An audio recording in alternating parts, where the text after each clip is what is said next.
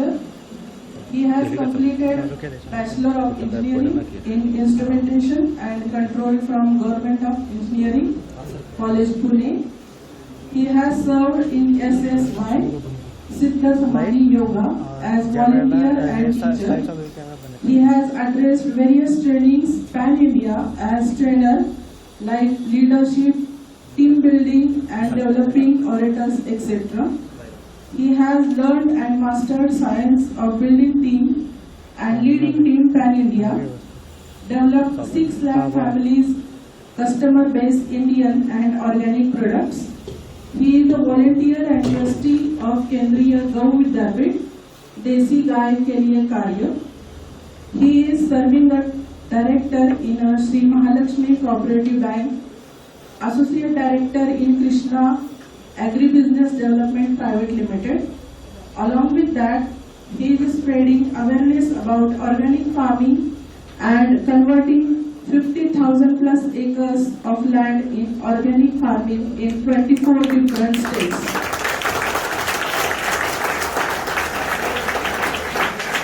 He is always on mission of creating awareness about environmental crisis and probable solutions.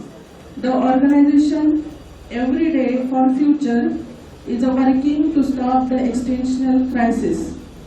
We are so honored to have him as the guest speaker, and for me it's a moment of great pleasure to welcome you, sir. I would like to kindly request the Nitin Doikode sir to address the students. Very good morning. बहुत अच्छा लग रहा है आपका response देखकर, ये एक जिंदा दिल मौक लग रहा है। मैं हिंदी में बात करूँ तो कोई दिक्कत नहीं, क्योंकि बाहर के स्टेट से भी कुछ स्टुडंट्स होंगे। तर मराठी न बोलणे महाराष्ट्रात असून ते आपल्यासाठी अपमानास्पद आहे, पण सर्वांपर्यंत सर्व मेसेज पोहोचणं गरजेचं आहे, म्हणूनच हिंदीमध्ये बोलत आहे। आज योग जुळून आल्याबद्दल मी माननीय निकम मॅडम यांचे आभार मानतो।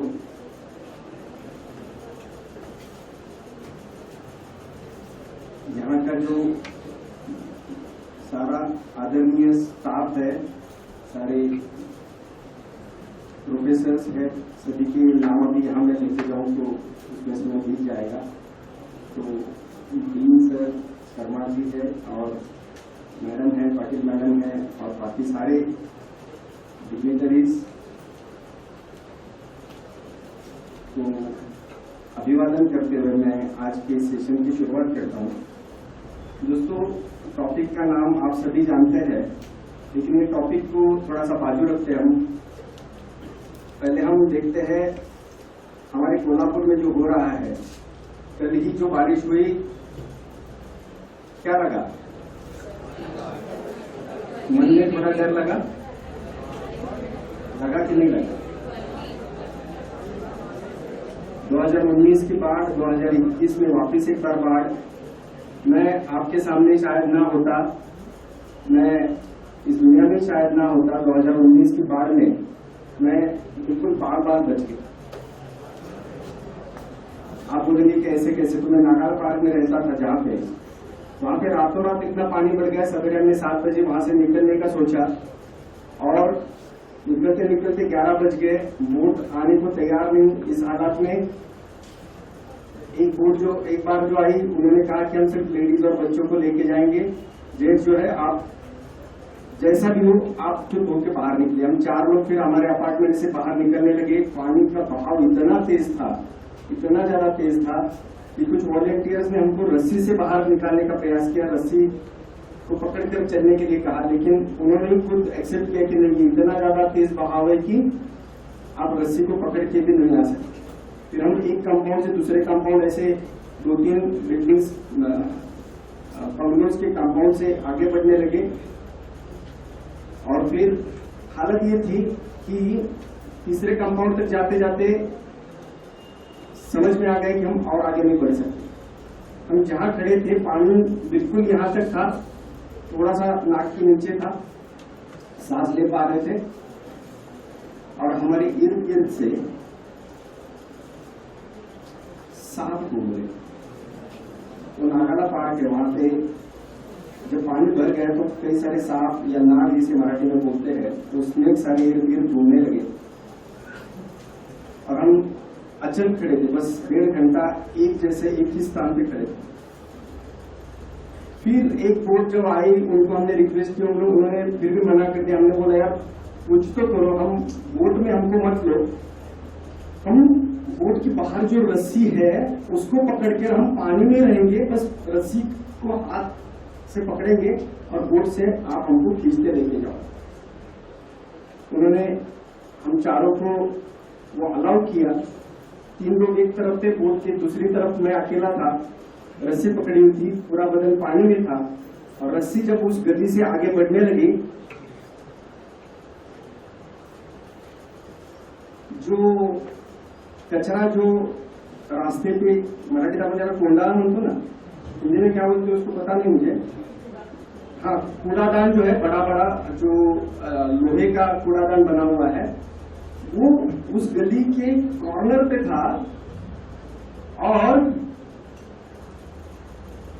कूड़ादान बिल्कुल भी दिखाई नहीं दे रहा था, बस कूड़ादान से कुछ कचरा ऊपर तैर रहा था। इससे मुझे ध्यान आया कि वो कूड़ादान है और हमारी बोट सीधा कूड़ादान की तरफ जा रही थी। मतलब मैं सीधा कूड़ादान को स्मैश होके पूरा उसको लग के जोरदार, किसी भी मतलब कुछ पल की बात थी, मैं पूरी जी जान लगा के मैं चिल्लाया, अरे वो वहां कूड़ादान है, थोड़ा सा मोड़ो। और इतना जोर से चिल्लाया और उस आदमी ने थोड़ी सी वो बोट मोड़ दी और इसलिए मैं आज आपके सामने।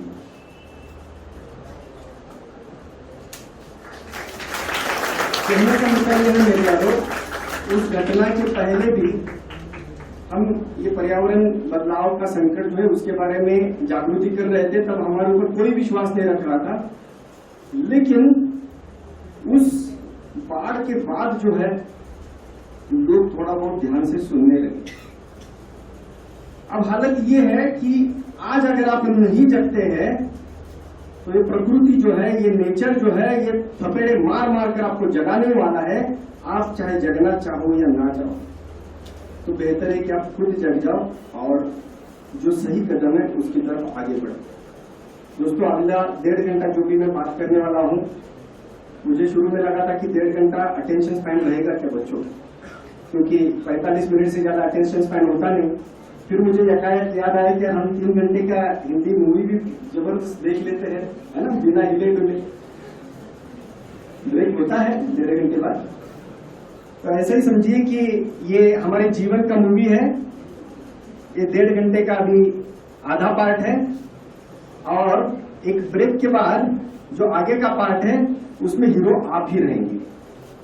उसमें आगे क्या करना है, ये कहानी किस दिशा में लेके जाना है, ये आप ही को तय करना है और ये आप ही को उस दिशा में, मतलब मैं लिटरली हर वक्त ये कहता हूं जब भी मैं स्कूल या कॉलेजेस में हम जाते हैं, एवेंजर्स सीरीज सभी ने देखी होगी, बराबर है, ये सभी पात्र सभी को पता है।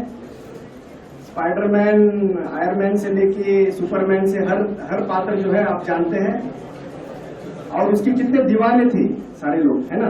तो आखिरी पार्ट जब आया तो बच्चे ऐसे, किसने पहले देखा यार, वो मिस नहीं करना चाह रहे।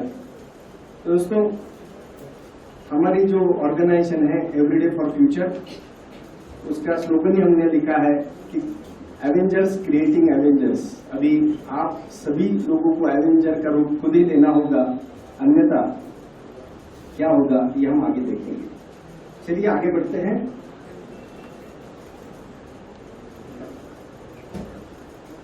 हम इसमें देखेंगे कि ये कौन सी इमरजेंसी वाली सिचुएशन है पर्यावरण की, जागतिक और भारत की स्थिति क्या है, समस्या का स्वरूप क्या है, समस्या के असली कारण क्या है, आवश्यक उपाय क्या है, और इन सब के बावजूद भी हम हमारे सपनों का भविष्य कैसे निर्माण कर सकते हैं।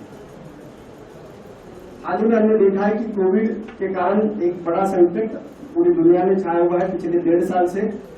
ये कोविड भी हालांकि क्लाइमेट क्राइसिस का ही परिणाम है। पिछले 50 सालों में 300 से ज्यादा वायरसेस जंगलों से यानी अन्य प्राणियों से मनुष्यता की तरफ आ चुके हैं। इनको जूनेटिक डिसीजेस कहा जाता है, आप सभी लोग जानते होंगे क्योंकि पिछले 1.5 साल में इसके बारे में बहुत बड़ी जागृति हो चुकी है। तो कोविड की लहर के बाद जो दुनिया चिंतित है वो आर्थिक मंदी की चपेट में आने की चिंता से, और उसके बाद जो बड़ा संकट हमारे ऊपर मंडरा रहा है या हमको घेर चुका है चारों ओर से, वो है क्लाइमेट क्राइसिस, जो जिसके बारे में किसी को पता ही नहीं है या बहुत कम पता है। कोरोना ज्यादा से ज्यादा 2% लोगों की जान ले सकता है, लेकिन ये क्लाइमेट क्राइसिस का संकट जो है ये पूरी 100% मानव जाति को वाइप आउट कर सकता है। मानव जाति का अस्तित्व अब खतरे में है। ऐसा नहीं कि मैं क्यों कह रहा हूं, हालांकि मैं ये कुछ भी नहीं कह रहा हूं, ये वैज्ञानिक कह रहे हैं जो 30-40 साल से रिसर्च कर रहे हैं, जिन्होंने अपने पूरा जीवन रिसर्च में बिता दिया है। मैं कोई रिसर्चर नहीं हूँ दोस्तों, मैं सिर्फ एक छोटा सा अभ्यासक हूँ, क्योंकि पर्यावरण में इतना कॉम्प्लेक्स सिस्टम है जो डेवलप होने में करोड़ों साल लग चुके हैं। जो 40 साल से अध्ययन कर रहे हैं वो साइंटिस्ट भी कह रहे हैं कि हमको बहुत कम पता है पर्यावरण के बारे में, इतनी ये कॉम्प्लेक्स सिस्टम है।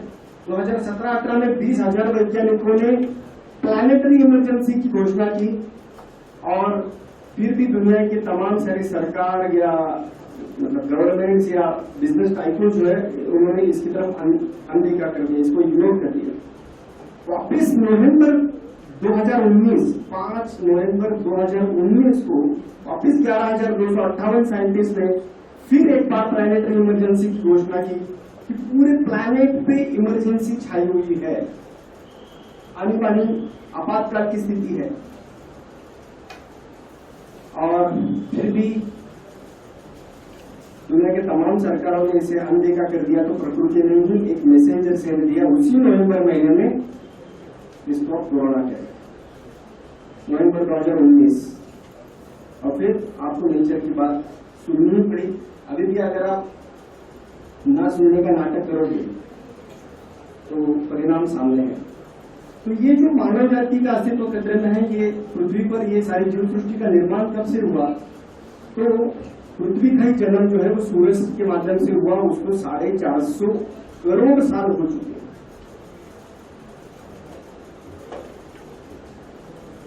70 करोड़ साल लगे पृथ्वी को ठंडा होने में, और फिर पहला यूनिसेल्युलर जो ऑर्गेनिज्म है वो इस पे तैयार हुआ। 380 करोड़ साल पहले जो है पहला जीव तैयार हुआ, और धीरे धीरे मल्टी सेल्युलर जीव तैयार होने लगे। ये अगर टाइमलाइन इवोल्यूशन का देखने जाए तो 5वां मास एक्सटिंक्शन जब हुआ तब लगभग 70% जीव सृष्टि खत्म हो गई, तब डायनासोर भी खत्म हो गए, उसको 6.5 करोड़ साल लगे। और उसके बाद आप देखेंगे कि फिर बर्ड्स, मैमल्स, इनका सबका उदय हुआ।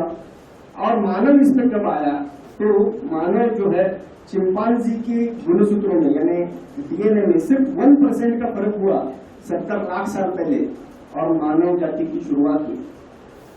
अगर इसको ये 454 करोड़ साल जो है पृथ्वी का जो जीवन है, इसको अगर हम एक साल में अगर कंप्रेस करें तो हम देखते हैं कि 1 जनवरी को पहले मिनट में ये स्टार्ट हुआ। अमीबा आते आते 1 मार्च हो गया था, और फिर 70 लाख साल पहले जब मनुष्य आया यानी 31 दिसंबर को सवेरे 10:11 को मनुष्य जाति का अवतरण हुआ पृथ्वी पर। खेती हमने चालू की आज से लगभग 12,000 साल पहले। इसका मतलब लगभग 11:58 यानी अभी अगर इस पल में हम हैं साल के आखिरी में, तो सिर्फ 80 सेकंड पहले, 83 सेकंड पहले, और औद्योगिक क्रांति जो शुरू हुई वो सिर्फ 2 सेकंड है। और इन 2 सेकंड्स में यानी लगभग 270 सालों में हमने वो सारा नष्ट कर दिया जो तैयार होने में करोड़ों साल लगे। चलिए इसको थोड़ा सा और इंटरेस्टिंग बनाते हैं। मेरे इस सवाल का जवाब कौन देगा? पृथ्वी पर सबसे बुद्धिमान और सामाजिक रूप से उन्नत और खेती करने वाली प्रजाति कौन सी है? बंद कर देंगे तो अच्छा रहेगा अगर पॉसिबल है। हाँ बताइए। अरे गलत जवाब देने पर यहाँ कोई अंगूठे पकड़ के आपको खड़े रहने को नहीं लगाने वाला। हेलो, बोलिए बोलिए, आपस में बात कर रहे हैं तो जोर से बोलिए ना। मनुष्य बिल्कुल सही है। हमको यही लगता है कि मनुष्य सबसे उन्नत प्रजाति है, सबसे होशियार और खेती करने वाली प्रजाति है।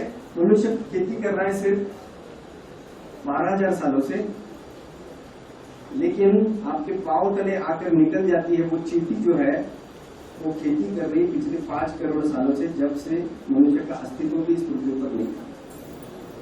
मराठी में एक किताब है मूंगी या नाम से एक पुस्तक है, वो मूंगी किताब लीजिए और इन चींटियों का एक अद्भुत विश्व आपके सामने आ जाएगा।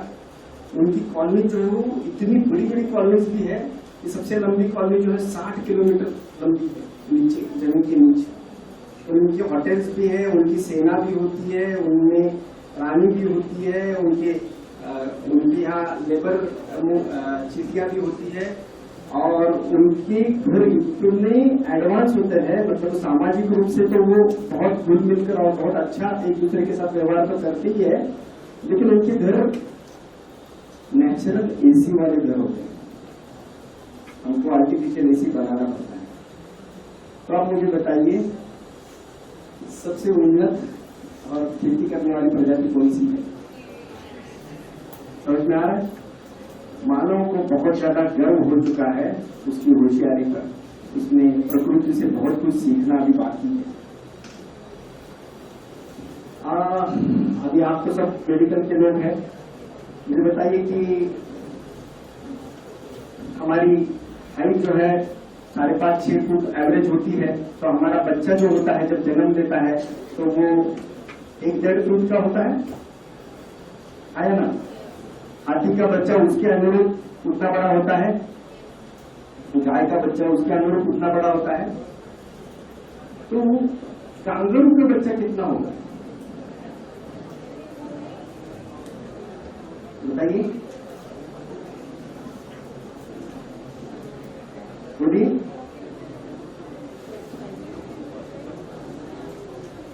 एक 1.5 फीट के ऊपर ही होना चाहिए, क्योंकि कांगारू तो हमसे ऊंचे होते हैं, है ना? हमसे ऊंचे होते हैं, 1-2 फीट और ऊंचे होते हैं। लेकिन उसका बच्चा जो है, किसको पता है?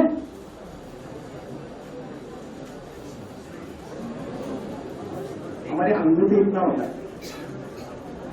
और वो जन्म होने के बाद अपनी माँ के पेट के बाहर जो थैली है उसमें जाकर कुछ महीने तक रहता है और फिर बाद में जमीन पर उतरता है। ऐसे ही अद्भुत जीवन है। चित्र में क्या दिख रहा है आपको? सबसे बाएं तरफ वो भी एक कांगारू है।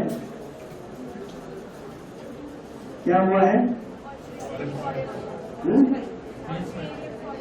क्या हुआ है? फॉरेस्ट फायर में जलकर राख हो गया है, जल गया है पूरा, है ना?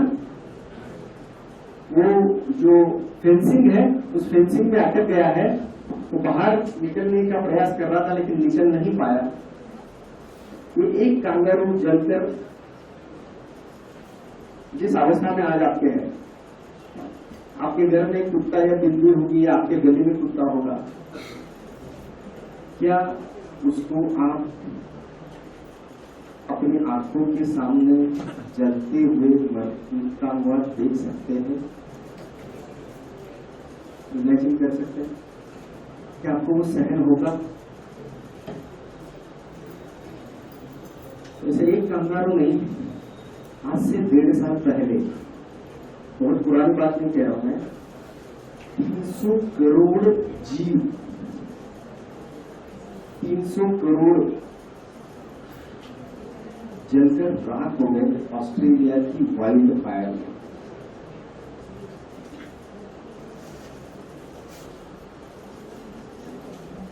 ऑस्ट्रेलिया के चारों तरफ आग लगी थी, और हम ये कह सकते हैं कि यार वहां पे आग लगी थी, मुझे उसका क्या है? लेकिन जो धुआं का बादल जो दिख रहा है आपको, जो धुआं निकल रहा है, उसका बादल इतना बड़ा बन गया था। ऑस्ट्रेलिया कॉन्टिनेंट जो है वो भारत से लगभग 2.5 गुना बड़ा है। ये जो धुआं निकल गया था, उसका जो बादल बन गया था, उसका साइज भारत से 1.5 गुना ज्यादा, 1.5 times bigger than size of India.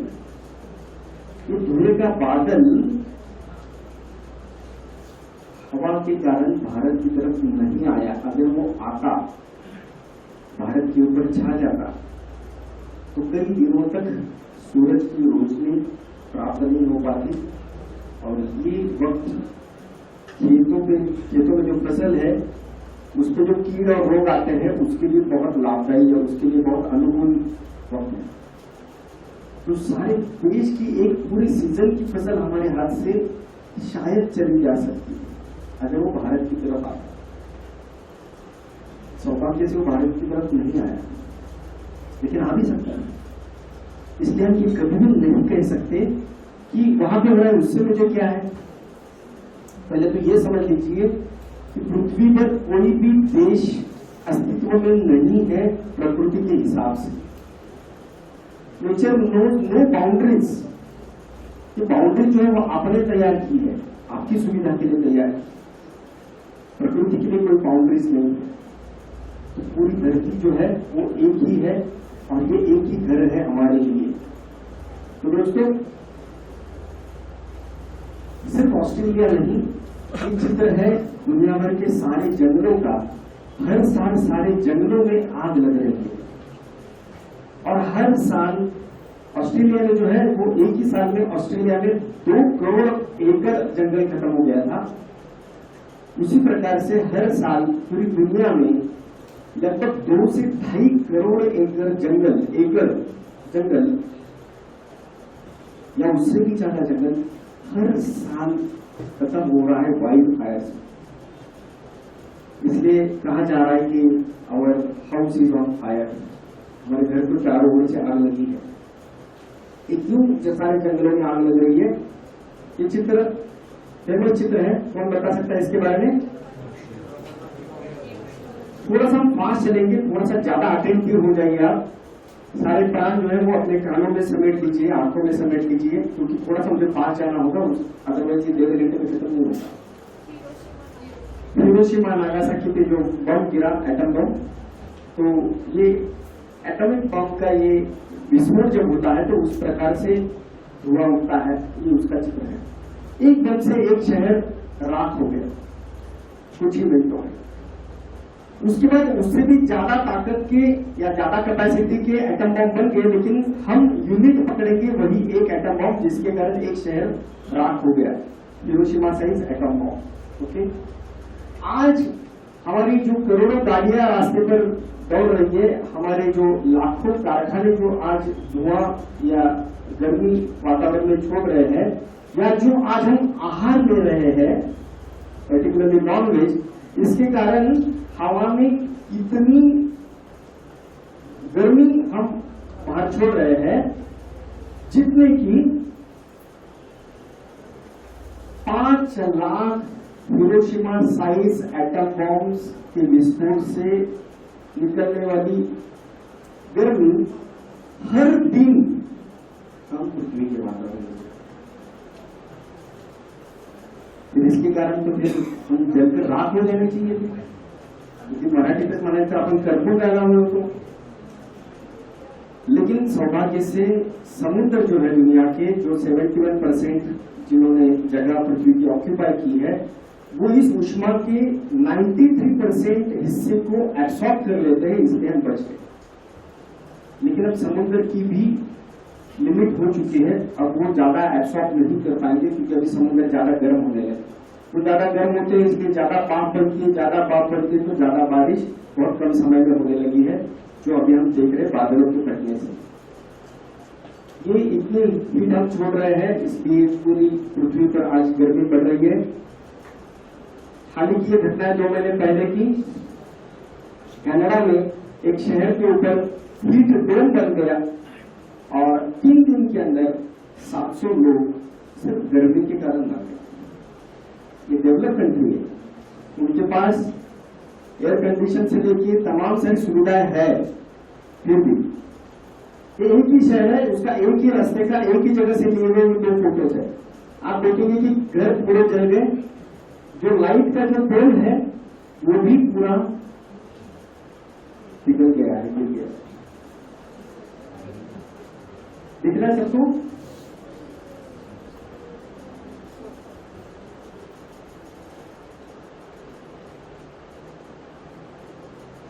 इसी प्रकार की हीट वेव यूरोप में आई थी, जिसमें 70,000 लोग मर गए थे 2003 में।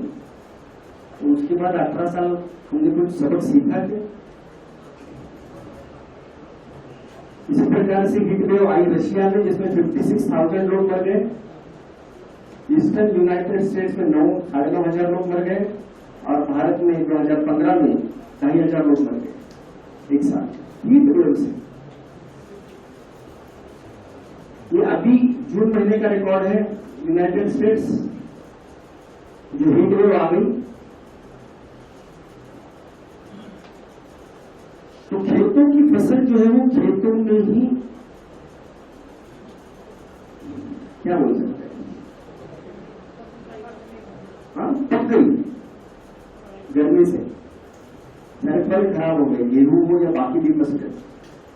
आप सोचिए कि ये सारी पृथ्वी को होने लग जाएगा तो खाने को कुछ मिलेगा आपको? उसी हीट वेव में 100 करोड़ से ज्यादा समुद्र के जीव जो है वो मृत होकर किनारे पे आ गए।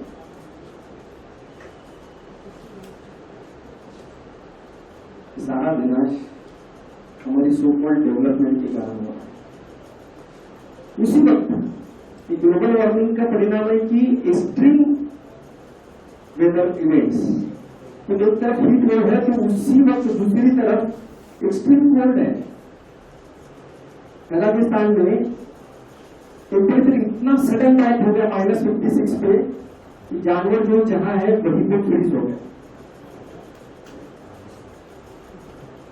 प्लस यूरोप में, अभी आपने शायद खबरें पढ़ी होगी या व्हाट्सएप पे देखी होगी, जर्मनी, यूरोप, पूरे सभी तरफ आप सोचेंगे कारों को किसने एक दूसरे के ऊपर लाके रख दिया है?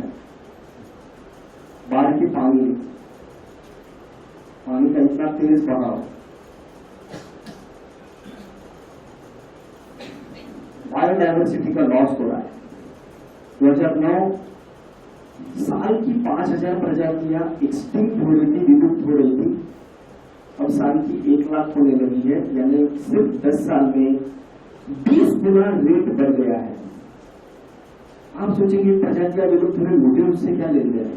लेकिन आपने वो आइंस्टाइन का फेमस सेंटेंस सुना होगा कि अगर बीज यानी मधुमक्खी अगर निकल जाए तो मानव प्रजाति भी 4 साल से ज्यादा नहीं टिक पाएगी। पॉलिनेशन में उनका हाल है।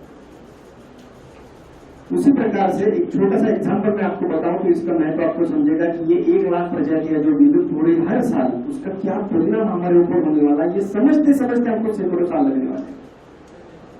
300 साल पहले डोरो नाम का एक पंछी था जो उड़ नहीं पाता था, क्योंकि उड़ना भूल गया था, क्योंकि उसका जो खाना है वो जिस द्वीप पर रहता था, जिस आइलैंड पर रहता था, वहां पर मुबलक खाना उसको मिल जाता था, जिसके लिए उसको उड़ने की जरूरत नहीं रहती थी। परिणाम क्या हुआ कि वो उड़ने की कला ही भूल गया। और जब ये समुद्र के माध्यम से यूरोप के लोग पूरी दुनिया भर में छा गए, उसी प्रकार से उस द्वीप पर भी वो चले गए, और उसके चलते आवाज आ रही है पीछे तक, हेलो, तो उसके चलते बिल्ली और कुछ अलग अलग प्राणी उस द्वीप पर पहुंच गए जहाज से, तो उन डोडो को खात्मा हो गया, वो डोडो प्रजाति विलुप्त हो गई। हमने किताबों में पढ़ा होगा देवदार नाम के वृक्ष होते हैं, पता है? उनके जंगल जो होते हैं बहुत सुंदर दिखते हैं। देवदार वृक्ष जो है उनकी कतारें जो है बहुत लुभावनी दिखती है। साइंटिस्ट को यह पता चला अध्ययन से कि पिछले 300 सालों में एक भी नया देवदार का वृक्ष नहीं बना है। कारण ढूंढने पर पता चला कि उसका फल जो है वो डोडो पंछियों ने खाने के बाद, उनके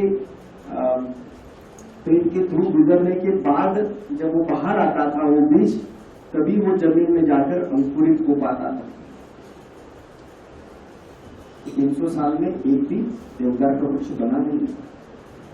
मतलब एक डोडो पंछी जाने से क्या नुकसान हुआ ये पता चलने में भी हमको 300 साल लग रहे हैं। हर दिन आज 200 से ज्यादा प्रजातियां विलुप्त हो रही है, हर दिन। और एक बड़ी गिल्ट फीलिंग के साथ मैं कह रहा हूं कि इसमें आपका कोई दोष नहीं है, ये हमारी पीढ़ी का दोष है, ये हमारी पहले वाली पीढ़ियों का दोष है। लेकिन चलो हम सब मिलकर, जैसे आप एवेंजर्स में देखते थे कि सच में वो एवेंजर की आवश्यकता है अभी, वैसे आप सब ने उठकर अब कुछ करने की आवश्यकता है। हम सब ने मिलकर ये सारी जो प्रजातियां है, सारी जो स्पीसीज है, ये एक दूसरे पर निर्भर होती है। फूड चेन में इनका अलग एक महत्व होता है। एक प्रजाति विलुप्त हो जाती है तो सारी फूड चेन जो है वो कोलैप्स हो सकती है या हो जाती है। इतने सुंदर सुंदर जीव इस पृथ्वी पर निर्माण हुए हैं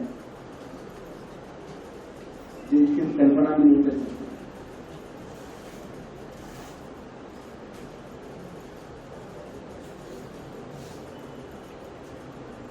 यूरो का रिपोर्ट है 2 साल पहले का कि 10 लाख प्रजातियां विलुप्त होने के कगार पर है।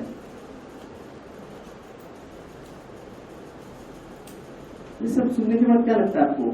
करेक्टिव एक्शन तुरंत आज ही लेने चाहिए, ऐसा लगता है कि नहीं लगता? है ना?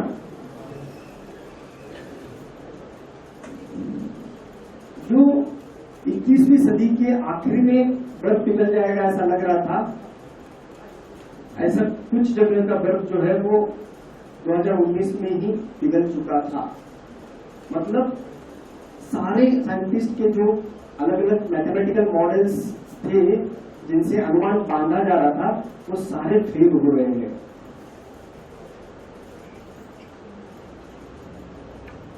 सारा बर्फ अगर आर्कटिका, अंटार्कटिका का और ग्रीनलैंड का पिघल जाता है तो ये पृथ्वी का चित्र होगा। इसमें आप बॉम्बे को ढूंढकर दिखाओ, आपको 220 फुट नीचे जाना पड़ेगा, क्योंकि 223 फुट जो है वो पानी का स्तर बढ़ सकता है अगर सारा बर्फ पिघल जाएगा।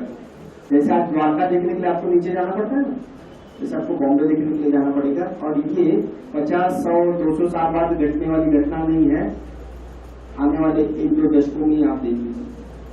गुजरात भी देख रहे हैं आप, गायब है। राजस्थान का कुछ पार्ट गायब है। ओशन एसिडिफिकेशन हो रहा है। नीचे जो कोरल रीफ है, जो समुद्र के जीवन का आधार है, वो कोरल रीफ भी सारे मर रहे हैं। More than 50% coral reef has gone.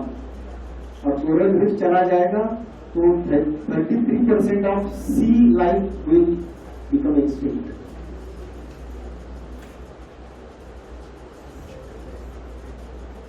Desertification, जो उपजाऊ जमीन थी वो डेजर्टिफिकेशन में कन्वर्ट हो रही है, वो बंजर हो रही है और फिर उसका डेजर्ट बन रहा है, यानी इरिवर्सिबल चेंज हो रहा है कि वापस वो कभी उपजाऊ नहीं बन पाएगी। Already 75% of the land is degraded. Deforestation हो रहा है, हर मिनट 70 एकड़ जंगल जो है वो काटा जा रहा है। क्यों? क्योंकि सिर्फ आपको नॉलेज प्रोवाइड करने के लिए। टॉर्नेडोज बढ़ रहे हैं। ये घर था जहां पे वो आदमी खड़ा है, समझ रहे आप? पूरा वाइप आउट कर देता है। ये देखो घरों की श्रृंखला है, ये माला है, ये गलिया है, और बाजू का पिक्चर देखिए। और उसकी तीव्रता कितनी बढ़ गई देखो, 500 टोर्नेडो रिपोर्ट हुए सिर्फ 30 दिन के अंदर।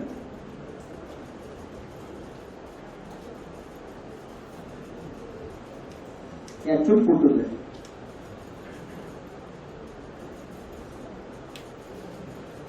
आप जो कह रहे थे 2 साल पहले रिपोर्ट आई थी कि हर हफ्ते कहीं ना कहीं एक बड़ी घटना हो रही है, और सर कह रहे थे कि सर तो अभी हर दिन कुछ न कुछ सुनने को मिल रहा है। सिर्फ 2 साल के अंदर इतना बड़ा बदलाव आ गया। आपदाओं का सिलसिला तेज हो गया है, उनकी संख्या बढ़ गई है, कैलेमिटीज, और उनकी विनाशकारी शक्ति जो है वो भी बहुत ज्यादा बढ़ रही है। इन आपदाओं के कारण हर साल $23 ट्रिलियन का नुकसान हो रहा है, ये वर्ल्ड इकोनॉमिक फोरम कह रहा है। यानी 1600 लाख करोड़। भारत की अर्थव्यवस्था है 30 लाख करोड़, 70 गुना ज्यादा लगभग। इस सब के पीछे का कारण है ग्लोबल वार्मिंग और क्लाइमेट चेंज। तो क्या परिणाम दुनिया भर में हो रहे हैं, ग्लोबल कॉन्सिक्वेंसेस हमने देख लिए। थोड़ा सा हम आगे बढ़ते हैं। ये हार्वर्ड के साइंटिस्ट जो कह रहे हैं, जिन्होंने इशारा दिया था आज से लगभग 3-3.5 साल पहले कि हमारे हाथ में ये रिवर्स करने के लिए सिर्फ 5 साल का वक्त है, यानी 2023 तक। और वॉर फुटेज पे, वॉर बेसिस पे, जैसे कि वॉर समय युद्धकालीन जैसे कि एक्शंस ली जाती है, उस प्रकार की एक्शंस लेकर सारी इंडस्ट्री को हमें बदलना जरूरी है, ऐसा उन्होंने कहा था। आप सोचेंगे कि सिर्फ 5 साल बचे हैं या अभी सिर्फ 2 साल बचे हैं, ये क्या मामला है? अभी तो हम सीख रहे हैं, अभी तो हम सीख कर डिग्री लेकर फिर आगे की शिक्षा लेकर मार्केट में जाने का या हमारा जीवन करियर सेट करने का हम सोच रहे हैं, और आप तो कह रहे हैं कि ये सब खत्म हो जाएगा। तो आप बोलेंगे कि ये क्या चित्र है? तो जैसे पानी अगर आपने उबालने के लिए रखा है तो 99 डिग्री तक वो पानी ही रहता है, सिर्फ 1 डिग्री बढ़ जाता है तो पानी की भाप हो जाती है, स्टीम हो जाता है। तो पिछले 270 सालों में हमने जो कुछ भी किया है वो 99 डिग्री तक पानी अब उबल चुका है। जो भी बदलाव है वो अगले 1% डिग्री का वो अब इन 5 सालों में हो रहा है। इन सब डरावनी खबरों में 3 अच्छी खबरें भी है, वो सुनना चाहते हैं आप? कुछ यहाँ के तो बच्चे सुनना चाहते हैं, यहाँ के नहीं सुनना चाहते, बहुत ज्यादा शॉक हो चुके हैं। इससे सबसे बाहर कैसे निकलना है वो भी मैं रास्ता आखिरी में बता दूंगा। हर दिन हमारा आनंदमय कैसे चला जाए ये भी आखिरी में उसका ये टेक्निक बता दूंगा। अब थोड़े रिलैक्स हो जाइए। 3 गुड न्यूज है, क्या आप सुनना चाहते हैं? डर नहीं आवाज जानना चाहते हैं? आप सभी की जितनी आवाज है उससे मेरी आवाज ज्यादा है। माइक छोड़ के चिल्लाऊं? चलिए आगे बढ़ते हैं। पहली गुड न्यूज ये है कि हमारे पास कुछ वक्त है। अगर ये सेमिनार 2-3 साल बाद होता तो वक्त ही शायद ना होता। अगर वक्त है तो फिर हमें क्या करना चाहिए, यह अगला मुद्दा है। ये बात है, पिछले 40 सालों से कई सारे वैज्ञानिक इसके इशारे देते रहे, फिर कई सारे सामाजिक कार्यकर्ता, पर्यावरणवादी कार्यकर्ता, पर्यावरणवादी संगठन इसके लिए प्रयास करते रहे, वो जन जागृति करते रहे। उन्होंने कोर्ट में केसेस डाल दिए, फिर उन्होंने मराठी में बोलते ना धरना आंदोलन या जन आंदोलन उन्होंने तैयार किए। कई सारे आंदोलन तैयार हुए इन गलत विकास नीतियों के खिलाफ। ये सब कुछ कई लोगों ने किया है ऑलरेडी पिछले 40 सालों से, और ये सब कुछ करने के बावजूद भी हालत ये है कि मानव जाति का अस्तित्व खतरे में आ चुका है। अस्तित्व खतरे में क्यों? क्योंकि ये जो आपदाओं की संख्या बढ़ रही है, उनकी संख्या और तीव्रता इतनी बढ़ती जाएगी कि हमको संभलने का मौका तक नहीं मिलेगा। तो फिर ये सब कुछ 40 साल में जिन्होंने जो कुछ भी जागरूक हो चुके थे उन्होंने इतने उपाय किए, फिर भी कुछ नहीं हुआ। तो हम अब यहाँ कुछ बच्चे हैं, वो क्या कर पाएंगे? हम आपको लगता है कि नहीं लगता है ना? अभी की जैसे एक बच्ची थी 8 साल की, उसने स्कूल में एक प्रोग्राम देखा कि कैसे प्रजातियां एक्सटिंक्ट हो रही है। बहुत डिस्टर्ब हो गई, वो घर चली गई। फिर उसने घर में जो उपाय करने चाहिए वो करना शुरू कर दिया। पानी कम इस्तेमाल करना है, लाइट कम इस्तेमाल करना है, नोटबुक्स जो है वो खराब नहीं करनी है, वगैरह वगैरह वगैरह जो भी करना है वो सब कुछ करना शुरू किया। और तुरंत वो अखबार देखने लगी, टीवी न्यूज देखने लगी, इतनी प्रजातियां विलुप्त हो रही थी, बाकी सब लोग क्या कर रहे हैं? और फिर वो निराश हो गया, क्योंकि कहीं कुछ खबरें नहीं, कहीं कुछ ब्रेकिंग न्यूज नहीं है। फिर वो 8 साल की थी, 9, 10, 11 साल की होते होते वो इतने डिप्रेशन में चली गई कि उसका खाना कम हो गया, उसका वजन 10 किलो उतर गया 2 महीने में, उसका बोलना बंद हो गया सभी से, वो अकेले अकेले रहने लगी। और वो डिप्रेशन में चली, इतने डिप्रेशन में कि उसके लिए मेडिकल हेल्प लेनी पड़ी, और फिर उस डिप्रेशन से उसको बाहर निकाला। उम्र 12, 13, 14, अंदर ही अंदर वो घुटन हो रही थी उसको। उम्र जब उसकी 15 हो गई तो उसके मन में उसने ठान लिया, उसके देश में इलेक्शंस लगने जा रहे थे। एक बोर्ड उसने लिया और उसमें उसने लिखा कि school strike for climate change. उनके देश में स्कूल न जाना ये दंडनीय गुनाह है। उसके बावजूद उसने तय किया कि अब मैं स्कूल नहीं जाऊंगी, क्योंकि मैं सीख कर आगे क्या होने वाला है, मेरा भविष्य ही अगर नहीं रहेगा तो मैं सीख कर क्या करूं। और वो बोर्ड लेकर वो चली गई वहां के संसद के सामने, पार्लियामेंट के सामने, उसके देश के, स्वीडन देश के, और वहां वो अकेले बैठ गई सवेरे 8 से लेकर दोपहर को 3 बजे तक, जब तक वो संसद खत्म ना हो जाए, अकेले। उसके स्कूल के दोस्तों को उसने बुलाया, बहन को बुलाया, घर के लोगों को, कोई उसके साथ नहीं आया, लेकिन फिर वो उसका अंदर ही अंदर एक निर्णय हो चुका था, एक दृढ़ निश्चय हो गया था, और वो वहां पर जाकर बैठ गई। उसने लिफलेट्स दिए, जो भी सांसद थे उनके हाथ में, कोई परिणाम नहीं हुआ, उन्होंने लिए और फेंक दिए कचरे। लेकिन धीरे धीरे उसकी ये खबर वो फैलने लगी, क्योंकि उसने हार नहीं मानी। पहला दिन था, घर आ गई, वापिस दूसरे दिन जाकर बैठ गई, वापिस तीसरे दिन, वापिस चौथे दिन, वापिस पांचवें दिन। बाकी लोग क्या कर रहे हैं मैं नहीं देखूंगी, लेकिन मैं क्या कर सकती हूँ उतना तो मैं कर सकती हूँ ना। लगातार 3 हफ्ते तक वहां बैठी रही। सब बेचारी कुछ लोग आकर उससे जुड़ने लगे, और धीरे धीरे धीरे धीरे एक शहर से 3 हफ्ते बाद उसने उसके आंदोलन का उसकी स्ट्रैटेजी बदल दी। हर शुक्रवार को स्कूल बंद, इस प्रकार का उसने आंदोलन शुरू किया। और every Friday for our secure future, देखते देखते आज 215 देशों के 1.5 करोड़ से ज्यादा लोग अभी इसमें शामिल हैं। एक लड़की के कारण, एक 15 साल के लड़की, आपसे भी जरूरत है सिर्फ दृढ़ संकल्प। आज इन बच्चों के आंदोलन से क्या हुआ? जो पर्यावरणवादी संगठनाएं बता रही थी, लेकिन जब बच्चे बोलते हैं तो कुछ बात अलग बनती है। हाँ या ना? आपके घर में अगर कोई छोटे बच्चे हैं, वो कोई जिद करते तो पूरी होती कि नहीं होती? चाहे फिर वो घर की हालत हो या समाज हो, बच्चों की जिद पूरी करने पे मजबूर हो जाते हैं। लगभग 48 देशों ने नेशनल इमरजेंसी डिक्लेयर की। 1900 म्यूनिसिपल कॉर्पोरेशन ने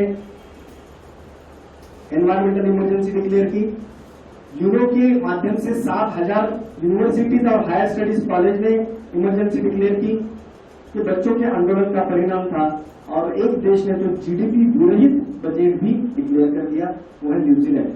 और उनका बजट अभी जो है 2 साल से आ रहा है, वो मानवीय कल्याण, human wellbeing and eco friendly budget. अब देखते हैं भारत की क्या स्थिति है।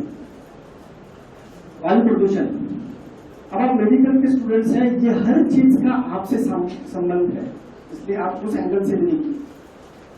हर मिनट में 4 मृत्यु हो रही है भारत में एयर पोल्यूशन से, और उसमें 1 मृत्यु बच्चे की है। यानी कोरोना में जितनी मृत्यु है, जितनी मौतें पिछले 1.5 साल में हुई है, उससे 4 गुना ज्यादा मौतें हर साल हो रही वायु प्रदूषण से। उष्मा लहर, हीट वेव्स, ये बिहार में 2 साल पहले 4 दिन के अंदर 184 लोग मर गए, ज्यादातर गरीब थे।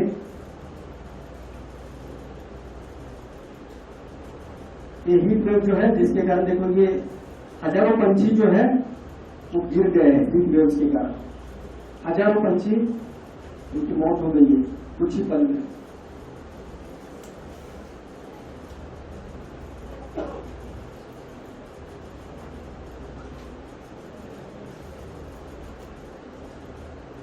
इनकी संख्या अगर देखने जाए तो 2010 में सिर्फ 21 जगह पे हीट वेव आई थी, और 8 ही साल में उसमें 24 गुना बढ़ोतरी हो गई। 19 और 20 और 21 के फिगर्स आना बाकी है। 2 शहरों में 50 डिग्री से ऊपर तापमान बढ़ गया था, और आप जानते हैं कि 50 डिग्री के ऊपर human body can not function properly. Floods, तीसरा इफेक्ट है केदारनाथ, कश्मीर,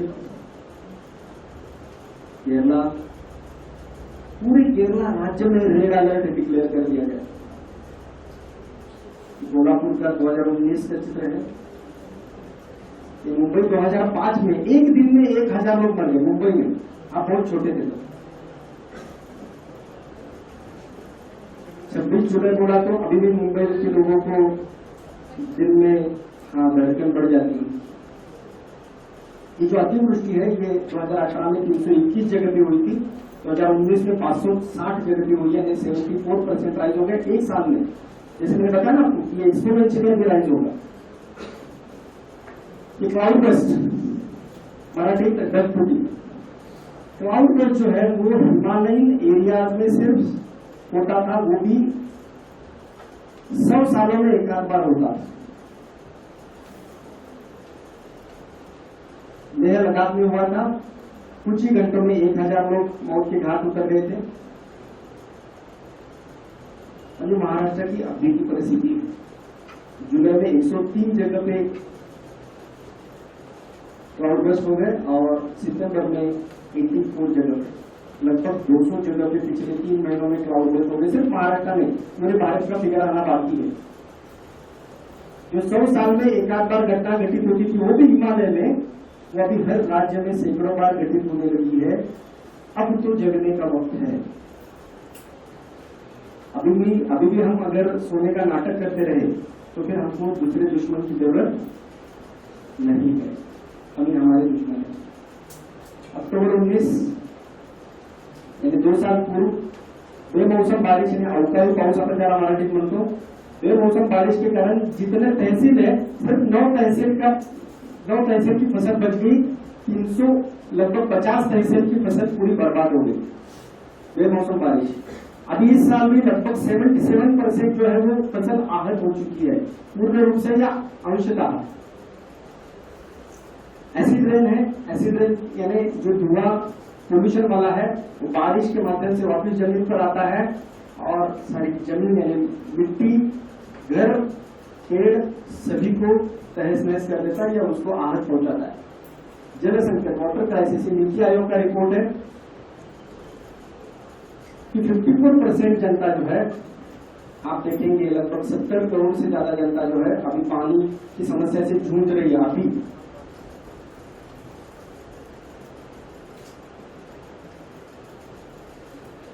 ओले गिरना म्हणजे आपण मराठीत गारपीट म्हणतो आपण त्याला, हेल स्टॉर्म। और ये नीचे जो तुम फोटो देख रहे हैं आप, वो कश्मीर के नहीं है, नासिक के हैं। महाराष्ट्र में कभी लग रहा है जैसे कि हिमालय में वो हमारे गांव देहात के बाबा जी घूमने गए, लग रहा है नासिक के है। इतने एक्सट्रीम वेदर देखो, इतने बड़े बड़े ओले गिर रहे जैसे कि फुटबॉल के साइज के। तो बड़े बड़े जानवर जो है, भैंस हो या गाय हो, ऑन द स्पॉट उनकी डेथ हो, ऑन द स्पॉट। आप और मेरी तो बात ही छोड़ दो, है ना। इतने बड़े जानवर भी जब ऑन द स्पॉट चले जाते हैं तो क्या असर होता होगा। इन हेलस्टॉर्म से ये देखो कितने हजारों पंछी मृत हो गए। तो सिर्फ मराठवाड़ा का फिगर है 65,000, वो भी जो पकड़ में आया, जो गिन सके, तो गिनती के बाहर है पता नहीं। तोड़धाड़, फ्लाइंग टेररिस्ट, टिड्डियों का हमला, ये भी क्लाइमेट चेंज का ही परिणाम है। चक्रवात, साइक्लोन्स, टाइफून्स, है ना। अरबी समुद्र में ये लगभग ना के बराबर होते थे, लेकिन अरबी समुद्र में अब हर साल होने लगे हैं और एक बार में 2 बार 3 बार भी होने लगे। ये बनी का ये है 37 लाख एकड़ का फसल जो है उसमें बर्बाद हो गया था। अभी भी आप देख रहे हैं गुलाबी परसों जो आया था उसमें 25 लाख हेक्टर का फसल जो है, हेक्टर की फसल निकल खराब हो गई। चक्रवात में भारत के लगभग 32 करोड़ आबादी उसके चपेट में आ जाती है और ये इनकी संख्या और तीव्रता बढ़ती जा रही है। ये निसर्ग जो आया था कोंकण में, अभी टॉप आ गया। तूफान, ये बालू के तूफान राजस्थान के नहीं है, ये सारे स्टेट्स में, ये 16 स्टेट्स के तूफान है, क्योंकि हमने ट्रीज का कवर निकाल दिया तो अब मिट्टी के भी तूफान आने लगे हैं। इसमें आप देख रहे हैं कि 2018 की फिगर है, 44 स्टॉर्म्स आ गए और 423 डेथ्स हो गई। सबसे राइट बॉटम का जो चित्र आप देखेंगे तो निश्चित शहर है, तो देख रहे हैं आप कितना बड़ा है वो। डेजर्टिफिकेशन, भारत की 30% उपजाऊ जमीन डेजर्टिफिकेशन के कगार पर है। ये 2016 साल की भारत सरकार की रिपोर्ट है। महाराष्ट्र की 44% जमीन डेजर्टिफाई हो रही है। वाइल्ड फायर्स सिर्फ महाराष्ट्र में पिछले 11 सालों में 10 लाख एकड़ जंगल स्वाहा हो गए। ये भारत की फिगर है। 39,000 जगह पर वाइल्ड फायर्स लगी थी। इसमें बढ़ोतरी देखो कितनी हो गई है सिर्फ एक साल में। इसके बारे में बोलने की जरूरत नहीं है। हिमालयन ग्लेशियर जो है वो 2035 तक सारे पिघल जाएंगे। इन बर्फ के नीचे लगभग 23 प्रकार के वायरस फैमिलीज है जो पिछले कई लाख सालों से वहां ट्रैप्ड है। वो निकल जाएगी तो पता नहीं क्या क्या होने वाला है। इसी प्रकार से आर्कटिक और अंटार्कटिका के नीचे भी कई सारे वायरस फैमिलीज है जो वायरसेस अभी तक ज्ञात जितने भी वायरस है उससे 50 गुना बड़े भी वायरस है। पता नहीं कि क्या क्या चीजें हम आमंत्रित कर रहे हैं। टीके उत्पादन में 8% की कमी एक कोलंबिया यूनिवर्सिटी की रिपोर्ट है। इस बहुत इंपॉर्टेंट न्यूज है। 30 माइक्रोबायोलॉजिस्ट ऑफ टोटल पूरे दुनिया के 33 माइक्रोबायोलॉजिस्ट ने ये इशारा दिया है कि बैक्टीरिया के ऊपर ग्लोबल वार्मिंग का क्या असर हो रहा है इसकी तरफ किसी का ध्यान ही नहीं है। उन्होंने कहा है कि we are ignoring the elephant in the room, क्योंकि सबसे बड़ा कार्य यही का है। आप खाना तो खा सकते हैं लेकिन उसको पचा नहीं सकते। आपके बॉडी में आपके जितने सेल्स है उससे ज्यादा बैक्टीरिया है जो ये अन्न पचाने का काम करते हैं। इसी प्रकार से 1 ग्राम मिट्टी में 10 करोड़ जीवाणु होते हैं जिसके कारण फसलों को भोजन प्राप्त होता है और इसलिए फसलें जमीन से ऊपर आ पाती है या सही ढंग से बढ़ पाती है। इन बैक्टीरिया का कार्य ही बिगड़ रहा है ग्लोबल वार्मिंग की तरह, तो नष्ट भी हो रहे हैं और उनके कार्य में भी बिगाड़ आ रहा है। शारीरिक परिणाम air pollution, billions of nano particles of air pollution are inhaled, they move through the bloodstream, damaging all organs, causing Alzheimer, other brain diseases, to diabetes, to reduce intelligence, to increase miscarriages and what not.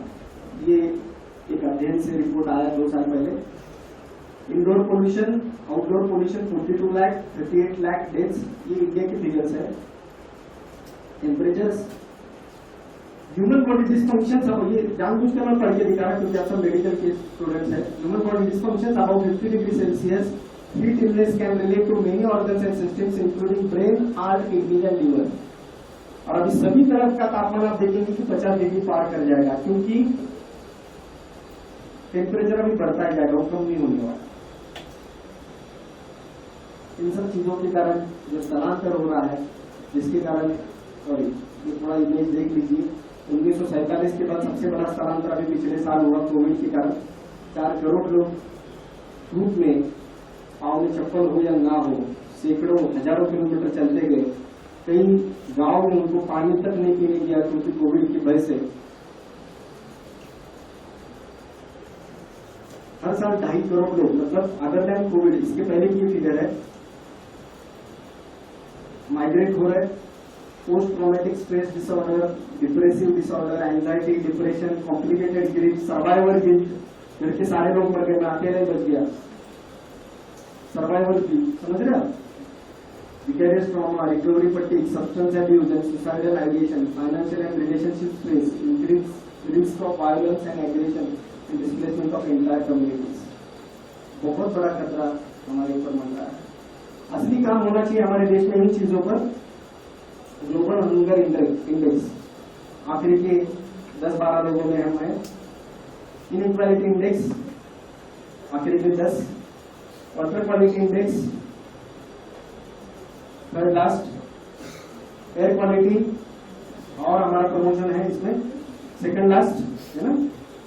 World happiness index आखिरी के 12 में और environmental performance index आखिरी के 13 में।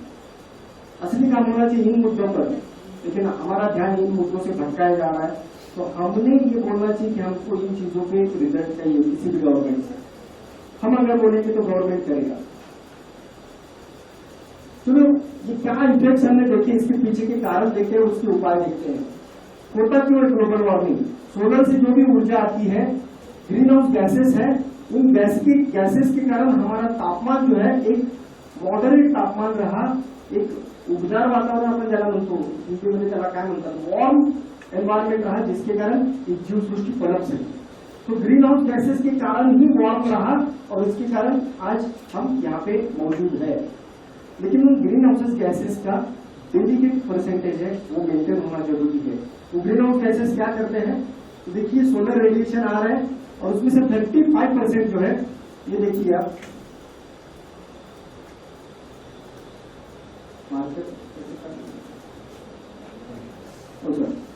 ये देख रहे हैं आप, 35% जो है रिफ्लेक्ट होकर वापस अंतरिक्ष में चले जाते हैं और बचा हुआ जो है वो एक कंफर्टेबल माहौल सारी जीव सृष्टि को तैयार करता है।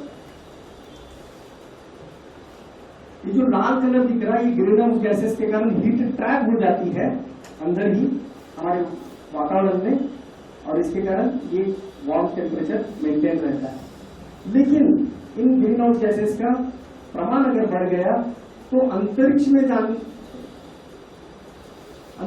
जाने वाली जो हीट है, ये देखिए आप, ये घट गई क्योंकि वो अंदर ही ट्रैप होकर रह गई और ये अंदर ही ट्रैप होकर रह गई।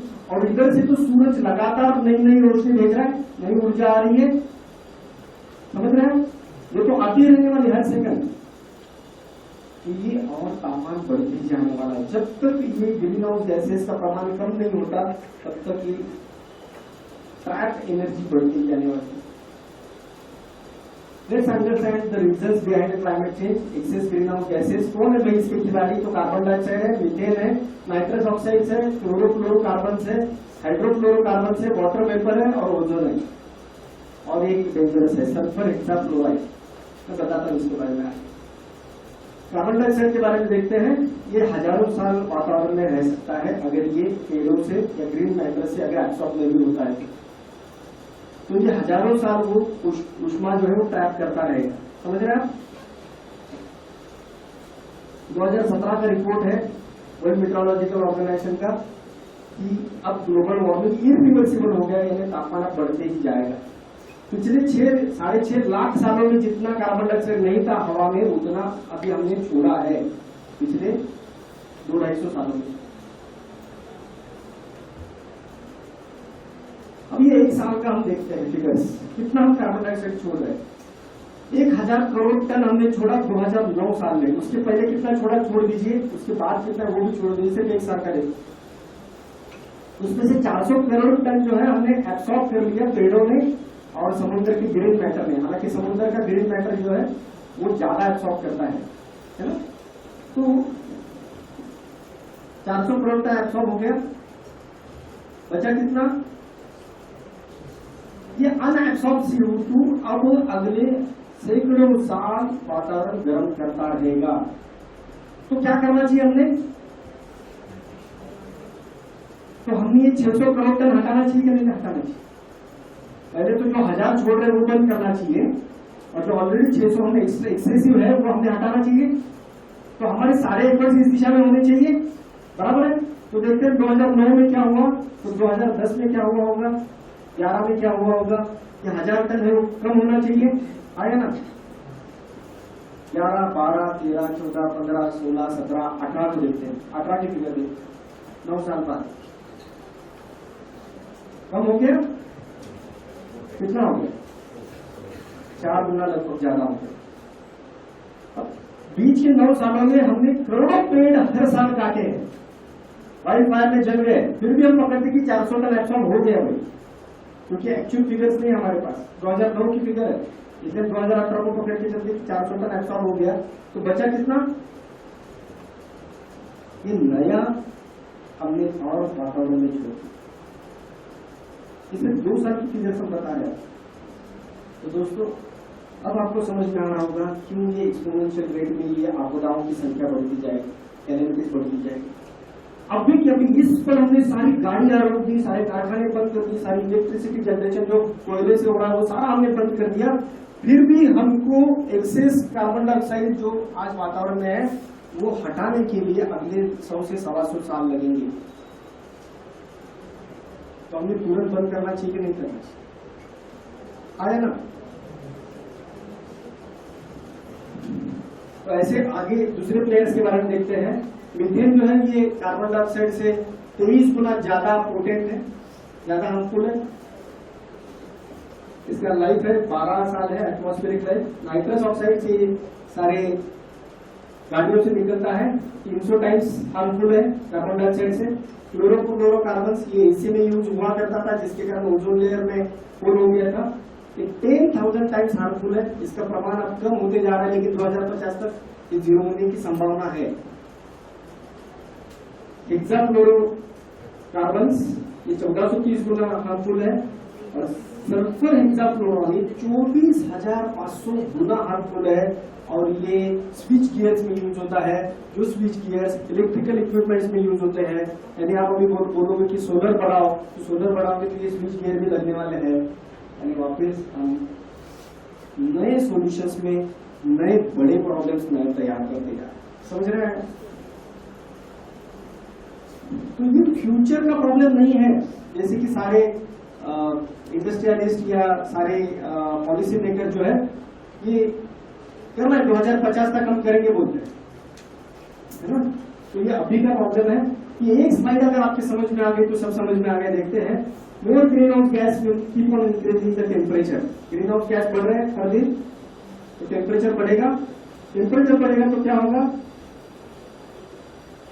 ज्यादा आइस मेल्ट होगा। इससे क्या फर्क पड़ता है भाई? पानी का स्तर बढ़ेगा ना, ठीक है, किनारे के कुछ लोग अंदर आ जाएंगे, बात खत्म। लेकिन आइस कैप जो है वो हजारों स्क्वायर किलोमीटर पे है, तो जो सूरज की रोशनी उस पर गिर रही है वो सीधा रिफ्लेक्ट होकर अंतरिक्ष में चली जाती है।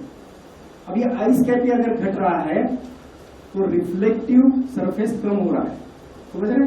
तो सारी ऊष्मा जो है वो धरती पे बनी रहेगी, अंतरिक्ष में नहीं चली जाएगी, समझ रहे?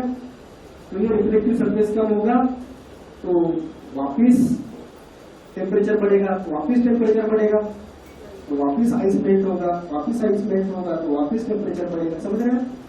तो एक नेगेटिव फीडबैक लूप में हम अटक गए। फिर और क्या होगा? टेम्परेचर बढ़ने से तो ज्यादा वाइल्ड फायर लगेंगे। वाइल्ड फायर से क्या होगा? करोड़ों पेड़ जल जाएंगे। फिर क्या होगा? क्या फर्क पड़ता है? एक पेड़ यानी कार्बन डाइऑक्साइड जो हवा में है उसको एब्सॉर्ब करके बना हुआ एक पेड़ है, वो एक गोदाम है कार्बन डाइऑक्साइड। जब ये जल जाता है तो इतना ये बड़ा गोदाम जो है फ्री हो जाता है एयर में। जो कार्बन डाइऑक्साइड ट्रैप है पेड़ में, वो पूरा गोदाम खाली हो गया, हवा में वापस वो सारा कार्बन डाइऑक्साइड मिक्स हो गया। तो वो ज्यादा कार्बन डाइऑक्साइड वापस ज्यादा टेम्परेचर बढ़ाएगा, उसके कारण ज्यादा वाइल्ड फायर्स लगेंगे, वापस ज्यादा टेम्परेचर बढ़ेगा, समझ रहे हैं? वापस एक नेगेटिव फीडबैक लूप में हम एक विशेष साइकिल में अटकते हैं। इसके कारण और क्या होगा कि बर्फ पिघलने से मीथेन, जो बर्फ के जो बड़े बड़े पहाड़ है, जो बर्फ की क्या बोलते हैं ग्लेशियर्स है, उसके नीचे मीथेन की गोदाम है। ये मीथेन अब जो ट्रैप्ड मीथेन है लाखों साल से, वो फ्री होने लगा है वहां से। इसको मीथेन बॉम्ब कहा जा रहा है। ये बॉम्ब कभी भी फट सकता है। तो मीथेन 23 गुना ज्यादा पोटेंट है, हार्मफुल है कार्बन डाइऑक्साइड से। तो 23 गुना ज्यादा टेम्परेचर बढ़ाएगा, समझ रहे हैं? वापिस साइकिल तेजी से घूमेगा और which will further increase the temperature. This may trigger more tipping points. Tipping points यानी point of no return, irreversible change will happen.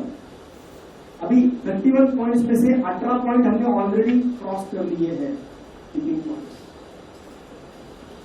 We are on the verge of total collapse, total system collapse. Life on Earth will get trapped in vicious cycle and together will lead to extinction of human civilization. ये एक slide में अगर आप ध्यान में रखेंगे ना तो भी काफी है। आगे बढ़ते हैं। जब 2023 तक साइंटिस्ट कह रहे हैं कि कोयला, पेट्रोल, डीजल और इनका इस्तेमाल बंद करना चाहिए, तब हम 2050 या 60 की बातें कर रहे हैं पॉलिसी मेकर्स। तो ये आता ये कहाँ से निर्माण होता है? तो electricity, agriculture, change of land use, transportation, buildings, industry, and other energy use, इसमें ये सारे ग्रीन हाउस गैसेस इसमें से इमिट हो रहे हैं।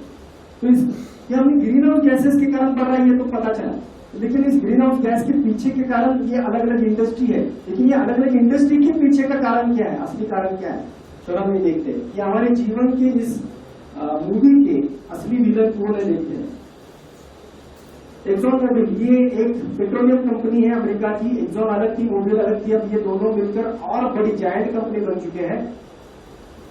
इस कंपनी के साइंटिस्ट ने 1982 में एक रिपोर्ट तैयार की थी जिसमें ये बताया गया था कि 2020 तक क्या क्या होने वाला है। ये वो रिपोर्ट है, कितने ग्रीन हाउस गैस बढ़ेंगे, क्या टेम्परेचर बढ़ेगा, कितना बायोडाइवर्सिटी मतलब कितने स्पेसीज एक्सटिंक्ट हो जाएंगे वगैरह, सब उन्होंने उसमें बताया था कि क्या क्या हानि होने वाली है। तो वहां के बोर्ड ऑफ मैनेजमेंट ने, वहां के बोर्ड ऑफ डायरेक्टर्स ने क्या कर दिया, फिर वो रिपोर्ट दबा दिया और अरबों डॉलर हर साल इस बात पे खर्चा करने लगे। ग्लोबल वार्मिंग ये ढकोसला है, ये एक बनावटी बातें है। 454 करोड़ सालों में कई दफा क्लाइमेट चेंज हो चुका है, ये कोई पृथ्वी के लिए नई बात नहीं है। ये पर्यावरणवादी लोग जो है ना, ये विकास विरोधी लोग हैं, इनको विकास नहीं चाहिए, इनको मारो, पीटो, काटो। ये प्रचार करने के लिए इस कंपनी ने अरबों डॉलर पूरी दुनिया में खर्च किया। तो दोस्तों, फिर आपको लगेगा कि फिर ये जो उद्योगपति है ये असली विलन है, आया ना। फिर उद्योगपति आज अगर इनकी भूख खत्म नहीं हो रही है, हजारों करोड़, अरबों करोड़, ट्रिलियंस ऑफ डॉलर्स कमाने के बाद भी ये और पैसे के पीछे भाग रहे हैं, तो मानवीय लालसा इसके पीछे का असली विलन है क्या? तो मुझे बताइए कि इसके पहले भी तो राजा महाराजा थे, वो पूरी दुनिया को जीतना चाहते थे, उनके घर कई सारे युद्ध हुए, हजारों नहीं लाखों लोग मारे गए डिस्ट्रिक्ट के उस टाइम जोन में। तो क्या मानवीय लालसा पहले भी नहीं थी ना? फिर अब ऐसा क्या हो गया कि ये मानवीय लालसा को एक और एक चीज की जोड़ मिल गई जिसके कारण इतना बड़ा विनाश हो रहा है। वो है साइंस के कारण जो टेक्नोलॉजी निर्माण हुई। साइंस खराब नहीं है ना, साइंस एक छुरी जैसा है ना, उसे आप सेव काट के भी खा सकते हो, किसी का खून भी कर सकते हैं, है ना। तो वो टेक्नोलॉजी जो निर्माण हुई, उस टेक्नोलॉजी जो मानवीय लालसा के साथ जुड़ गई, तो बड़ी बड़ी मशीन जो तैयार हो गई। एक मशीन सब दिन के सैकड़ों पेड़ काट सकती है। अगर आदमी लोगों को काटने के लिए लगा दे तो दिन में शायद 1 लाख पेड़ ही काट पाता। समझ रहे हैं? विनाश की गति बढ़ गई। पिछले साल अमेज़न में 25 लाख एकड़ जंगल काटा गया। वाइल्ड फायर्स में बर्न हो गया 20 लाख एकड़, काटा गया 25 लाख। समझ रहे हैं? और वहां का राष्ट्राध्यक्ष क्या कहता है, पूरी दुनिया को ऑक्सीजन सप्लाई करने का हमने क्या ठेका लेके रखा है? कितनी इमेच्योरिटी। फिर इन लोगों ने और एक प्रचार कर दिया कि पॉपुलेशन ये असली विलन है। इतनी सारी जनता को, 8 अरब जनता को इतनी सारी सुख सुविधाएं देना है, तो उसके कारण ये सारा विनाश हो रहा है।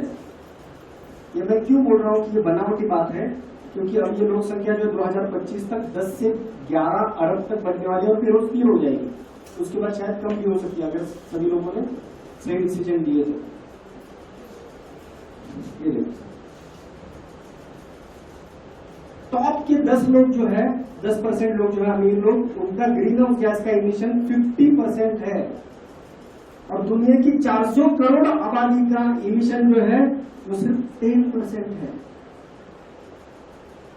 जो असली गरीब लोग हैं वो इस ग्रीन हाउस गैस के उत्सर्जन में कुछ योगदान ही नहीं दे रहे, लगभग ना के बराबर है। लेकिन इसके आपदाओं की तीव्रता की सबसे भुक्तभोगी कौन है? इसको भुगतना पड़ रहा है, गरीब लोगों को ही सबसे ज्यादा भुगतना पड़ रहा है। मतलब जिनका ये विनाश होने में कोई योगदान नहीं है, उनको ही ये फल इसका भोगने को मिल रहा है। तो ये लाइफस्टाइल जो है हमारी, ये असली विलन है। तो आगे बढ़ते हैं हम। यही लाइफस्टाइल आज अमेरिकन लाइफस्टाइल पूरी दुनिया में फॉलो करने का एक क्या बोलते हैं, एक मैडनेस फैला हुआ है ना, और जो फैलाया जा रहा है जानबूझ के, फिल्मों से, सीरियल से, अब नेटफ्लिक्स और ये सब साधन उसी के हैं। ये सब कारपोरेट की सब एक व्यू रचना है, स्ट्रैटेजिकल प्लानिंग है। आपका मोबाइल कितना भी कीमत का हो, 2 साल के अंदर, 3 साल के अंदर उसकी यूटिलिटी कम हो जाती है। ये डिजाइन इस ढंग से सारी चीजें की जाती है। 1960 में डिजाइनर्स की कॉन्फ्रेंस हुई थी जिसमें यह तय किया गया कि चीजें ज्यादा से ज्यादा वापिस लोगों ने खरीदनी चाहिए, इसके लिए उसका लाइफ टाइम कम करना चाहिए। हालांकि पहले वाली पीढ़ियों में क्या होता था, एक चीज लिए तो 2-3 पीढ़ियों तक इस्तेमाल होती, समझ रहे हैं आप? तो अगर यही लाइफस्टाइल अगर सभी लोगों ने इम्प्लीमेंट करने का सोचा तो हमको 4.5 पृथ्वियों की आवश्यकता है। क्या हमारे पास है? तो हमको क्या करना पड़ेगा? लाइफस्टाइल को रिस्ट्रिक्ट करना पड़ेगा, बराबर। तो फिर हम सोच सकते हैं कि भाई ये पॉलिसी ठीक ढंग से अगर राजकीय नेता इम्प्लीमेंट नहीं करे तो राजकीय नेता विलन है। लेकिन राजकीय नेता भी एक ट्रैप में बंधे हुए हैं, उनको 5 साल में वापस इलेक्शन के लिए सामने जाना है। तो लोगों को जो अच्छा लगता है वही हमको करना है। इस लोगों को जो विकास अच्छा लगता है, बड़े बड़े रोड्स, बड़े बड़े मतलब हवाई क्या बोलते हैं, एयरपोर्ट, ये वो सारा जो दिखावटी विकास जो है ना, चमचमाता विकास, वो करने के लिए सारे लोग आगे बढ़ जाते हैं। क्योंकि पॉलिटिकल लीडर्स को भी फिर इलेक्शन के लिए पैसा चाहिए, फिर कारपोरेट्स पर निर्भर होना होता है। वापिस हम वहीं पे आ गए कि क्या ये कारपोरेशंस, बड़े बड़े कारपोरेशंस विलन है। फिर कारपोरेशंस में बोर्ड ऑफ डायरेक्टर्स में जो बड़े लोग हैं, ये एक आधुनिक विकास की व्याख्या से आज क्या बोलते हैं, इसका जोर उनको चढ़ा हुआ, मतलब बड़ा समझ रहे हैं आप मैं क्या बोल रहा हूँ, है ना? एक गलत विकास नीति हर किसी के दिमाग में बढ़ी गई है, जिसमें औद्योगिक विकास और अर्बनाइजेशन, शहरीकरण, ये सच असली विलन है क्या? तो जीडीपी आधारित अर्थव्यवस्था, ये असली विलन है क्या? अभी जीडीपी क्या है, किस चिड़िया का नाम है, थोड़ा सा एक्सप्लेन करूंगा तो बता आप समझ सकते हैं कि जीडीपी कब बढ़ता है। आप हेल्थी है, आरोग्य संपन्न है, बीमार नहीं है, तो जीडीपी में कुछ भी बढ़ोतरी नहीं। आप बीमार हो जाते हैं, मेडिकल से दवाई लाते हैं, तो जीडीपी में बढ़ोतरी होती है, क्योंकि अब चलन एक्सचेंज हो गया, मनी एक्सचेंज हो गया, कुछ चीजें बिकी, दवाइयां बिकी। आप ज्यादा बीमार हो गए तो ज्यादा जीडीपी बढ़ेगा, क्योंकि आप अपने प्रोडक्ट्स के साथ साथ सेवाएं, सर्विसेज भी हॉस्पिटल्स की उसका फायदा लिया। तो फिर आप और गंभीर बीमारी से अगर बीमार है तो ज्यादा जीडीपी बढ़ेगा, क्योंकि बड़ा ऑपरेशन, ज्यादा खर्चा हो जाएगा, समझ रहे हो? ये इर्द गिर्द जो पेड़ है, तो अगर पेड़ वहीं पे खड़े हैं और आपको ऑक्सीजन दे रहे तो जीडीपी बढ़ता नहीं है। पेड़ काटने का कॉन्ट्रैक्ट किसी को दिया तो जीडीपी बढ़ गई, क्योंकि अब रोजगार भी उपलब्ध हुआ और उसको पैसा भी मिला, तो जीडीपी बढ़ गया। फिर उस पेड़ का फर्नीचर बनने के लिए पेड़ चला गया, वो काटकर, तो जीडीपी और बढ़ गया। और फर्नीचर दुकान में बिकने के लिए आया तो जीडीपी और बढ़ गया, समझ रहे हैं आप? तो ये एक भ्रामक विकास की व्याख्या है जीडीपी। इसलिए आज ये नोबेल प्राइज विनर इकोनॉमिस्ट है, ये कह रहे हैं कि it is time to kill the GDP. GDP को पहले खत्म करो। इसी के कारण जो है आप देख रहे हैं कि दुनिया में आज 1% लोगों के पास 58% संपत्ति है और भारत में ये 73% संपत्ति है। और ये जो इनइक्वालिटी है, इसी के कारण बहुत कुछ आज घटित हुआ है। टॉप 300 फैमिलीज है जो पूरी दुनिया को संचालित कर रहे हैं, या ये बड़े बड़े जो कॉर्पोरेशन है या जो फंड्स है, इसके जो संचालक है या बोर्ड ऑफ डायरेक्टर्स है, राजनेता है, मंत्री है, सारे 200 देशों के लगभग 5 से 10 हजार लोग आज पूरा कंट्रोल कर रहे हैं। और एक करोड़ों साल में तैयार हुई जीव सृष्टि को सब खत्म कर रहे हैं। अगर देखने जाए तो ये जो 300 लोग या 10,000 लोग हैं, ये बने हैं, तैयार हुए हैं एक एजुकेशन सिस्टम से। तो असली विलन अगर आप और खोलते नीचे चले जाएंगे तो आपको रूट पर पता चलेगा कि जो गलत शिक्षा प्रणाली जो है, यही इसका डीप रूटेड एक रीजन है, जो सबको एक तराजू में एक समान तोड़ती है ना? देख रहे हैं आप? हर किसी के अंदर अलग अलग खूबियां है, लेकिन इस चित्र में बहुत अच्छे ढंग से बिका है। बंदर भी है, हाथी भी है, सब है, और एक फिश पॉन्ड है, उसमें मछली भी है। और कहा गया है कि भाई आप पेड़ पर चढ़ सकते हैं तो ही आपको मार्क्स मिलेंगे। ये हमारे एजुकेशन सिस्टम की आज तक की सबको सिर्फ बोर्ड में दौड़ाया जा रहा है, और कौन पहला आता है सिर्फ इसकी होड़ लगी हुई है। तो मुझे कुछ भी करके आगे पहुंचना है, मुझे पहला आना है, ये बस यही एक ही मकसद। पहले जीवन के 25 साल अगर आपके दिमाग में बढ़ा जाए तो आगे का जीवन वो बंदा कैसा जिएगा। फिर वो किसी कंपनी का सीईओ बनेगा तो क्या सोचेगा, मेरी कंपनी चाहे कुछ भी हो जाए प्रॉफिट मेकिंग होनी चाहिए, शेयर होल्डर्स को मुझे पैसा दिलाना है, प्रॉफिट दिलाना है, चाहे कितने भी पेड़ काटने पड़े, चाहे कितने भी कुछ भी करना पड़े। तो सिर्फ पैसे के पीछे सारे दौड़ रहे। लेकिन हमको सीखना चाहिए उन आदिवासियों से। ये अफ्रीकन जमात है आदिवासियों की, यहाँ पे एक मनोवैज्ञानिक गया था आज से कई साल पहले, आपने कुछ लोगों ने सुनी हो। उसने बच्चों को लिया और उनको सामने एक मिठाई का डिब्बा रखा गया, एक पेड़ के नीचे दूर तक, 100-200 मीटर के ऊपर, और सब बच्चों को कतार में खड़ा किया और बोला कि दौड़ो, जो पहला पहुंचेगा उसको सारी मिठाई मिलेगी। सारे बच्चे दौड़ते तो लगे, लेकिन 8-10-15 कदम दौड़े, उतने में उनको समझ में आ गया कुछ। तो देखो, बच्चे प्रतिबिंब होते हैं उस समाज के जो भी नीति नियम है उनका, समझ रहे हो, तो रिफ्लेक्शन है उनके अंदर सब। तुरंत वो बच्चे सारे रुक गए, कुछ आगे थे कुछ पीछे थे, सब इकट्ठा आए, सबने एक दूसरे के हाथों में हाथ डाल दिए और सब लोग मिलकर उस मिठाई के डिब्बे में, और सबने मिलकर मिठाई। तो मुझे बताइए कौन सी संस्कृति ज्यादा इवॉल्व है, समझ रहे? इसको उबंटू कहा जाता है। तो ये प्रिंसिपल्स आज हमको कुछ इम्प्लीमेंट करना जरूरी है। मूलभूत उपाय क्या है और युवाओं के लिए मौके क्या है? तो युवाओं के लिए इसके लिए सारे मौके जहाँ पे सबसे ज्यादा प्रॉब्लम है वहीं पे तो सबसे ज्यादा कुछ आप अपना कर्तव्य दिखा सकते हैं। तो पहला उपाय है कि भाई पारंपरिक ऊर्जा में रिन्यूएबल एनर्जी, सौर, पवन, जल विद्युत, अणु ऊर्जा, इसके बारे में देखा जाए तो विंड पावर, और इसमें आप देखते हैं तो है तो अच्छी, लेकिन लाखों पंछी इसमें हर साल मर रहे। हाइड्रो पावर प्लांट्स ये बहुत सीमित है, क्योंकि डैम से जितने कम है उतने ही ये पावर प्लांट्स बन सकते हैं। तीसरी चीज है कि सोलर एनर्जी, इसके प्लांट्स बन रहे, घर घर पे सोलर एनर्जी है, और इसमें भी आगे एटॉमिक प्लांट्स है। इसकी भी एक कमी ये है कि ये जो इसका जो वेस्ट वाटर है वह समुद्र में छोड़ना पड़ रहा है। तो हम क्या कर सकते हैं? तो हम हमारा प्रदूषण जो हमारी ओर से हो रहा है उसको तो कम कर सकते हैं। उसके लिए जो भी उपाय है वो हम सारे कर सकते हैं। इसके ऊपर कई सारा मटेरियल आपको मिल जाएगा, नेट पे भी मिल जाएगा, how to reduce carbon footprint, वो देख लीजिए। लेकिन ये घर में जो है आप घर का जो वेस्ट है, ओला कचरा जो आहे, हा जर तुम्ही घरातच कंपोस्टिंग केला, घर में अगर इसको आप कंपोस्ट करेंगे तो उससे मीथेन जनरेट नहीं होगा। ये लैंडफिल में जाता है तो मीथेन जनरेट होता है, जब मीथेन गैस के बारे में जान चुके हैं। प्लास्टिक को ना बोलिए, क्योंकि प्लास्टिक जो है सभी तरफ पाया जा रहा है। नया जो बच्चा पैदा हो रहा है, ह्यूमन बेबी, उसके प्लेसेंटा में भी प्लास्टिक के नैनो पार्टिकल्स पाए जा चुके हैं। हमारे सारे फूड चेन में प्लास्टिक एंटर कर चुका है। प्लास्टिक डिकम्पोज नहीं होता है, सैकड़ों साल बाद भी नहीं होता है। Once created it will remain there forever.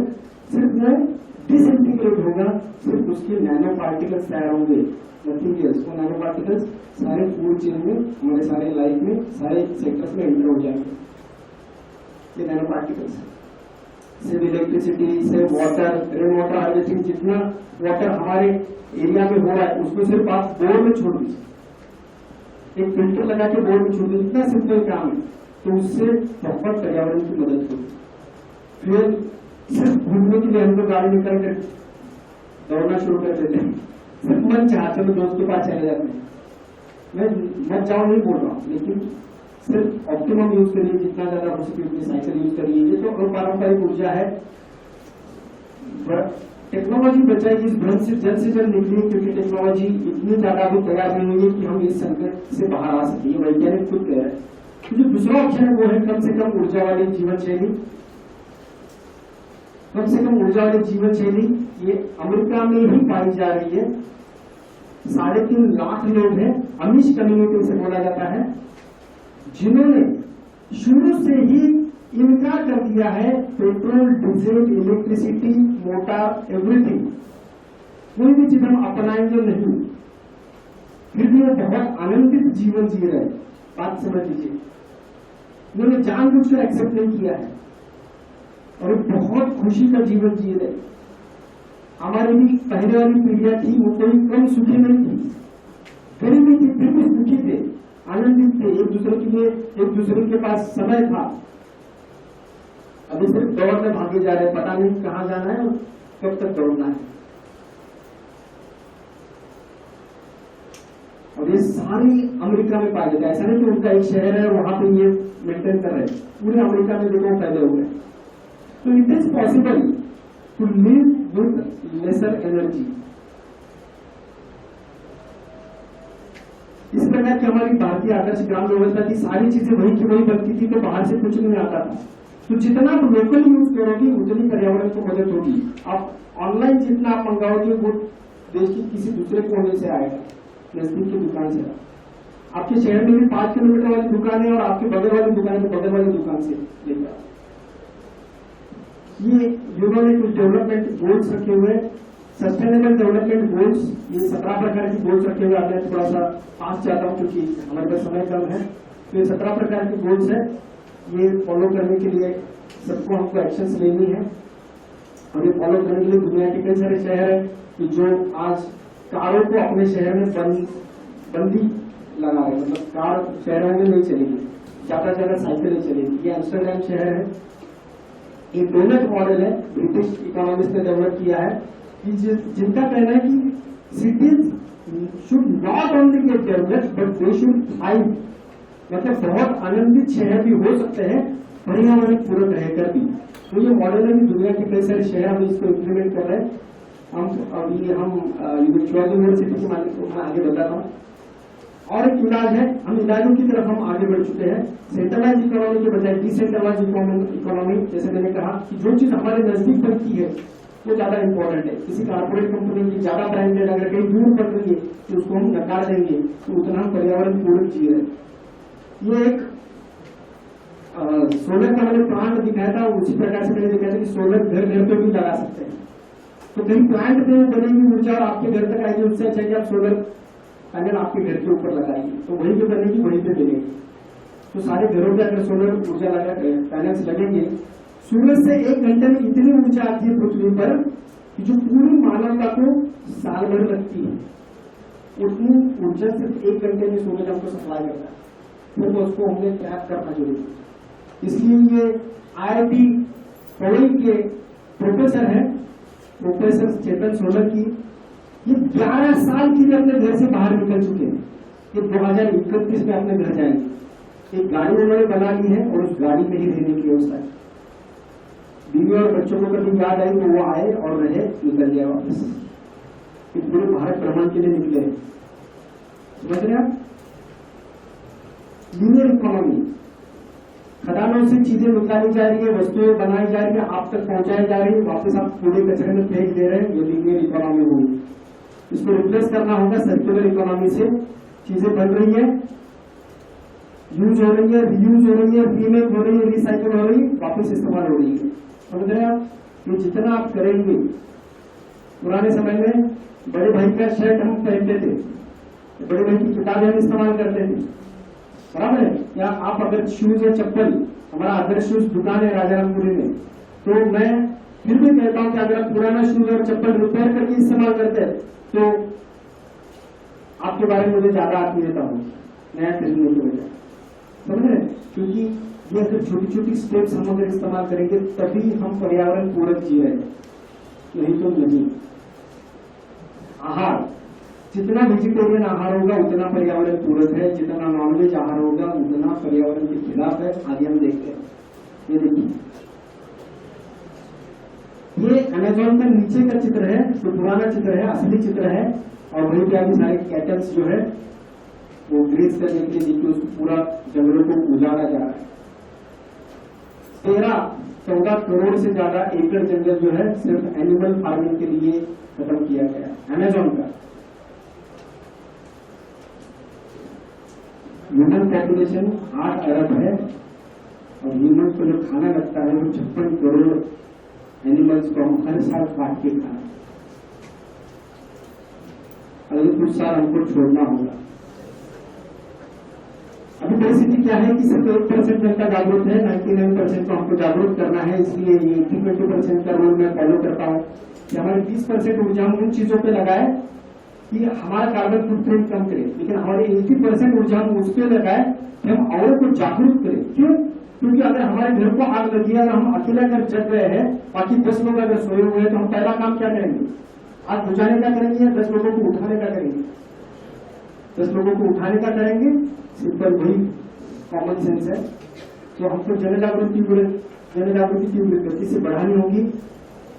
ये मैंने एक अखबार में न्यूज पढ़ी थी 2 साल पहले की, पापलेट से कई सारी मछलियों की प्रजातियां खत्म होने के कगार पर है।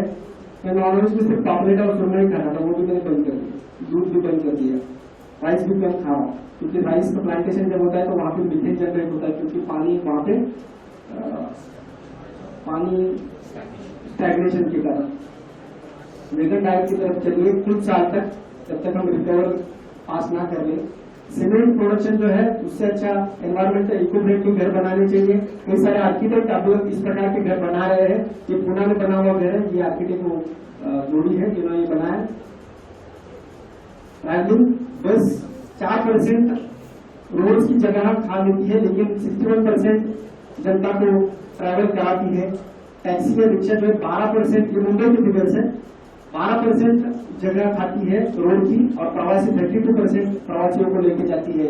लेकिन कारें जो है 84% जगह खाती है और 7% यात्रा प्रवासियों को लेके जाती है। इसलिए हमको पब्लिक ट्रांसपोर्ट की तरफ ज्यादा जाना चाहिए। आप अगर एक एरिया से कॉलेज की तरफ आ रहे तो कार पुलिंग करिए, बाइक पुलिंग करिए। जितना आप कम से कम वाहन इस्तेमाल करेंगे, तो ये कई सारे शहरों में अभी हो रहा है कि कारों को बंद किया जा रहा है। टेक्नोलॉजी बचाएगी, इस भ्रम से बाहर आएंगे, मिनिमलिज्म की तरफ चलिए। जानते हैं कौन है? नारायण मूर्ति, सुधा मूर्ति।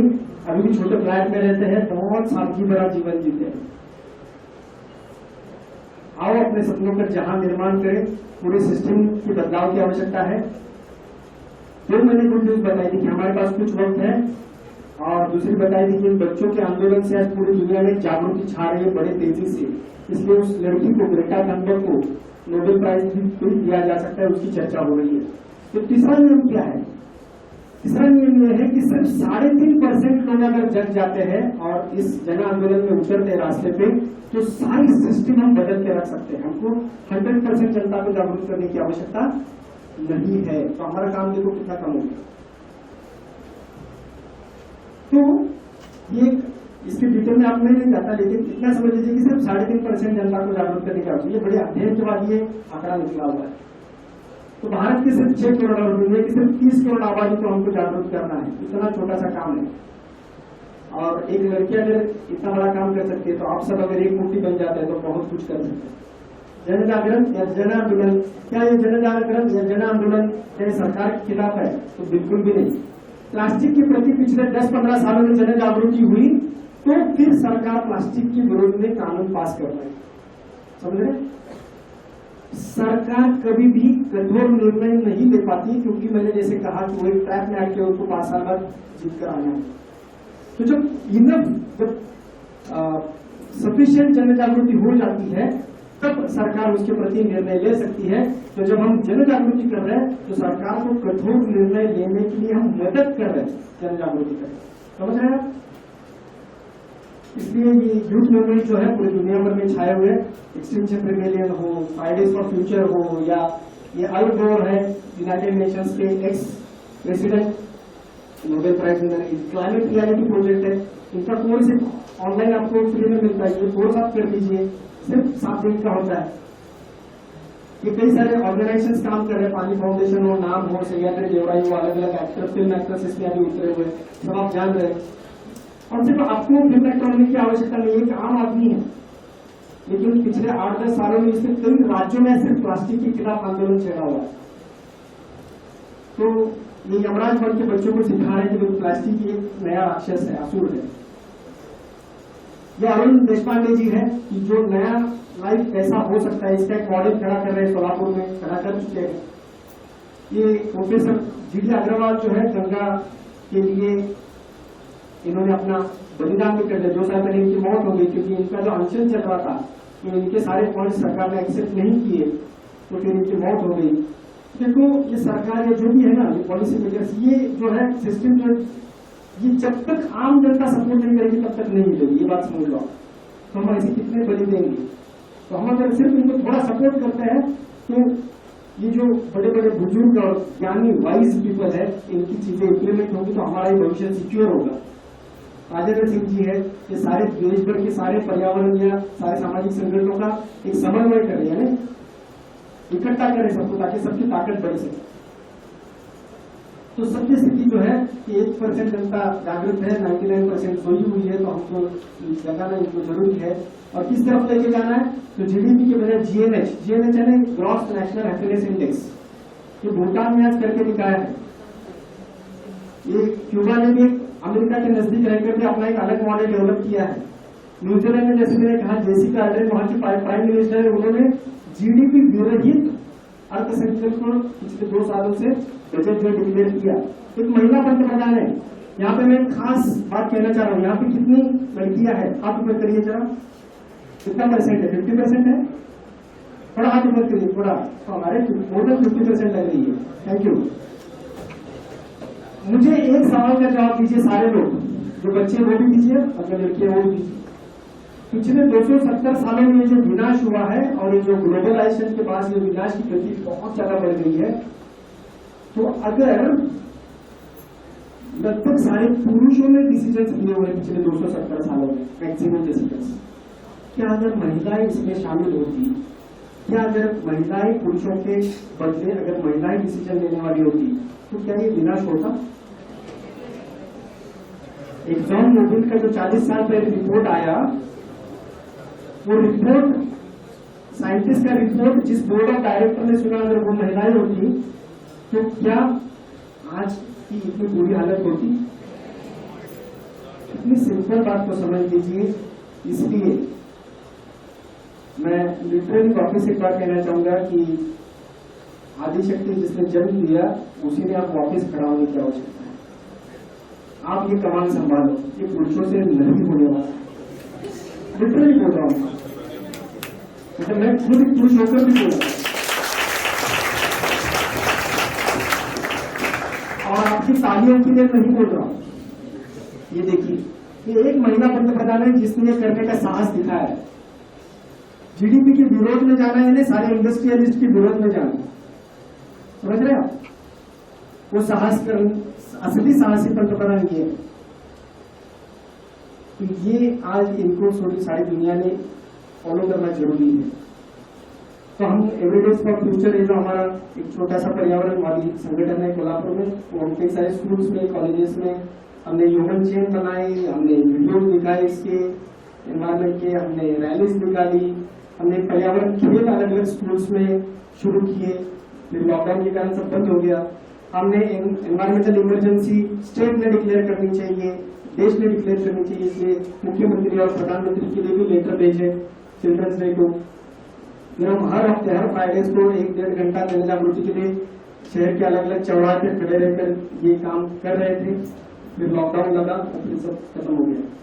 वो देखो छोटी लड़की, लक्ष्मी नाम है उसका, सबसे बाहर भवानी मंडप में हमारे साथ खत्म वो आती थी, 4 साल की छोटी लड़की है।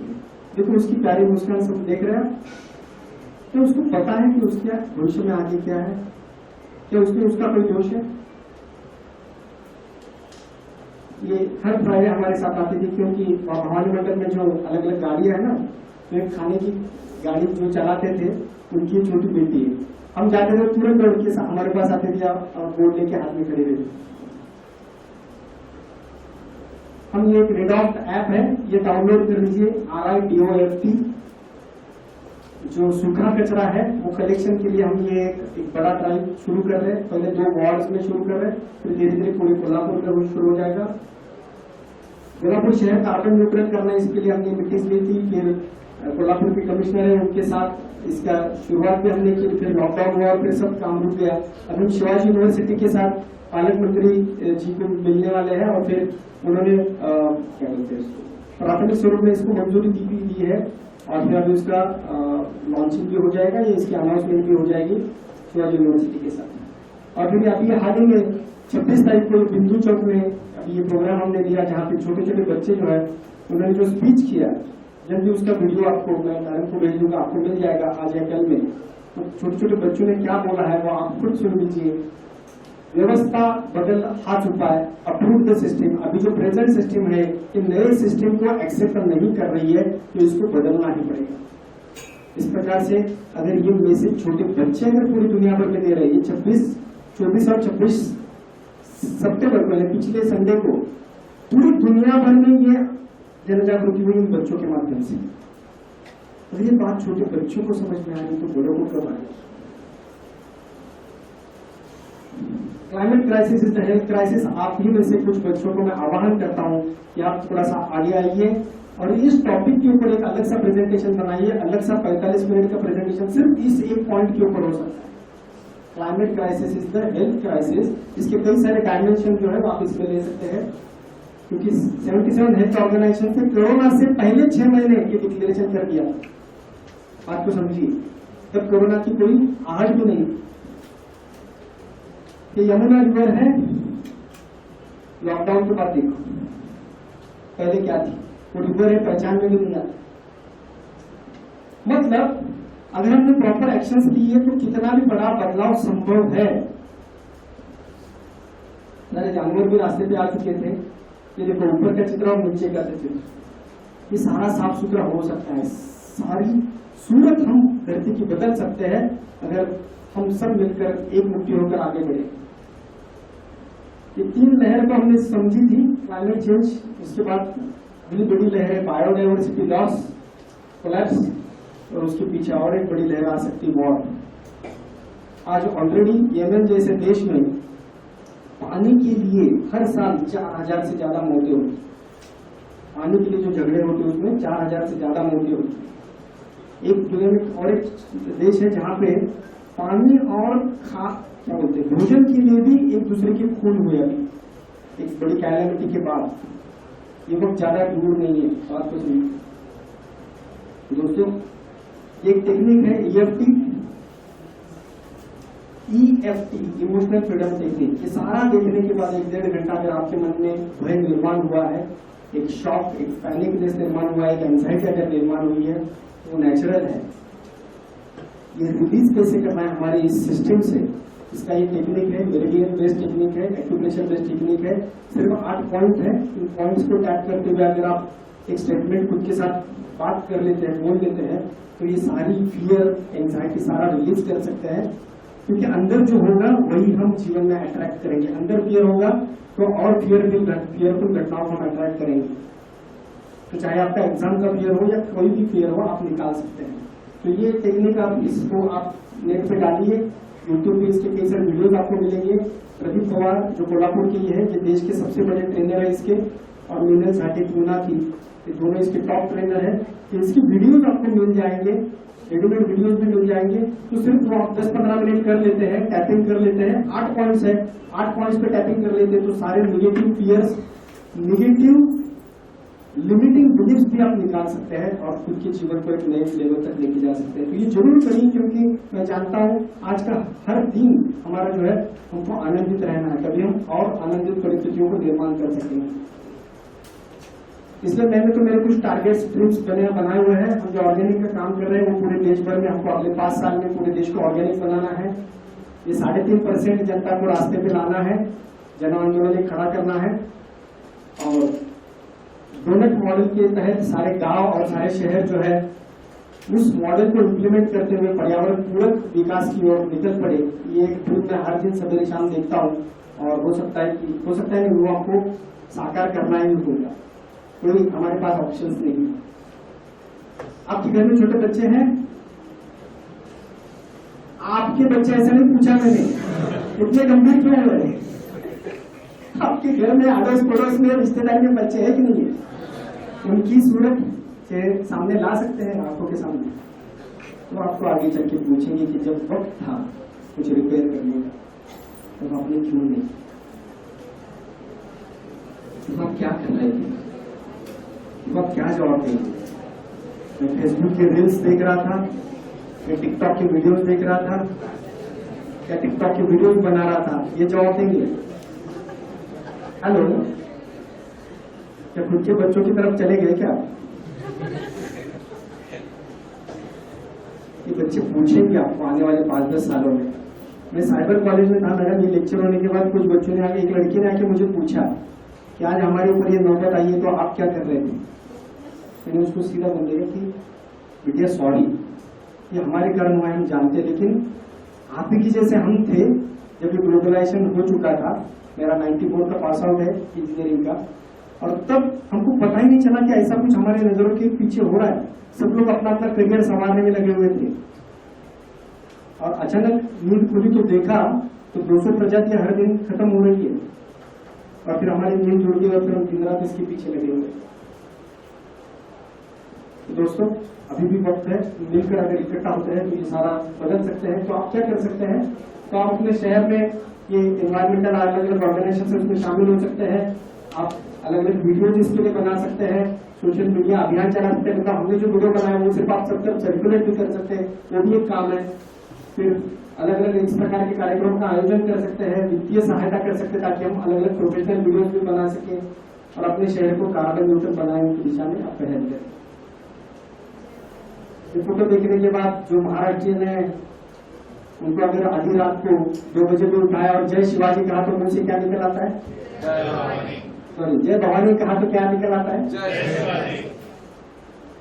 शिवाजी महाराज हमारे प्रेरणा स्थान है। शिवाजी महाराज ने उनके जीवन में, उनकी जिंदगी की सबसे बड़े बुराई के विरोध में जंग छेड़ी और वो जीत कर दिखाई। आज हमारे जीवन के नहीं, पूरी मानवता की इतिहास की सबसे बड़ी दुर्घटना होने की कगार है। हम सबको आज उन्हीं की प्रेरणा लेकर, उसी प्रकार की रणनीति अपनाकर आज हमको ये संकट, इसको हराना ही होगा। इसके अलावा हमारे पास कोई ऑप्शन नहीं। दोस्तों, ये 3 लोग इशारा दे रहे, गले में फंदा है फांसी का, पाँव के नीचे बर्फ है। हमारे पास उतना ही वक्त है जितना बर्फ पिघलने का है। बर्फ पिघल गया, फांसी का।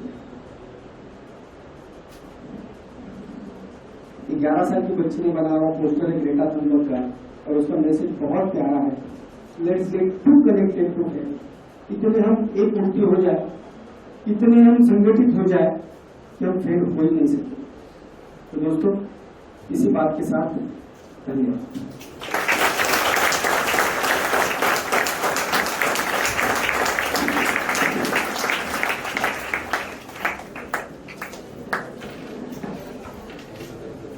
शायद 1.5 घंटे से थोड़ा ज्यादा हुआ हो।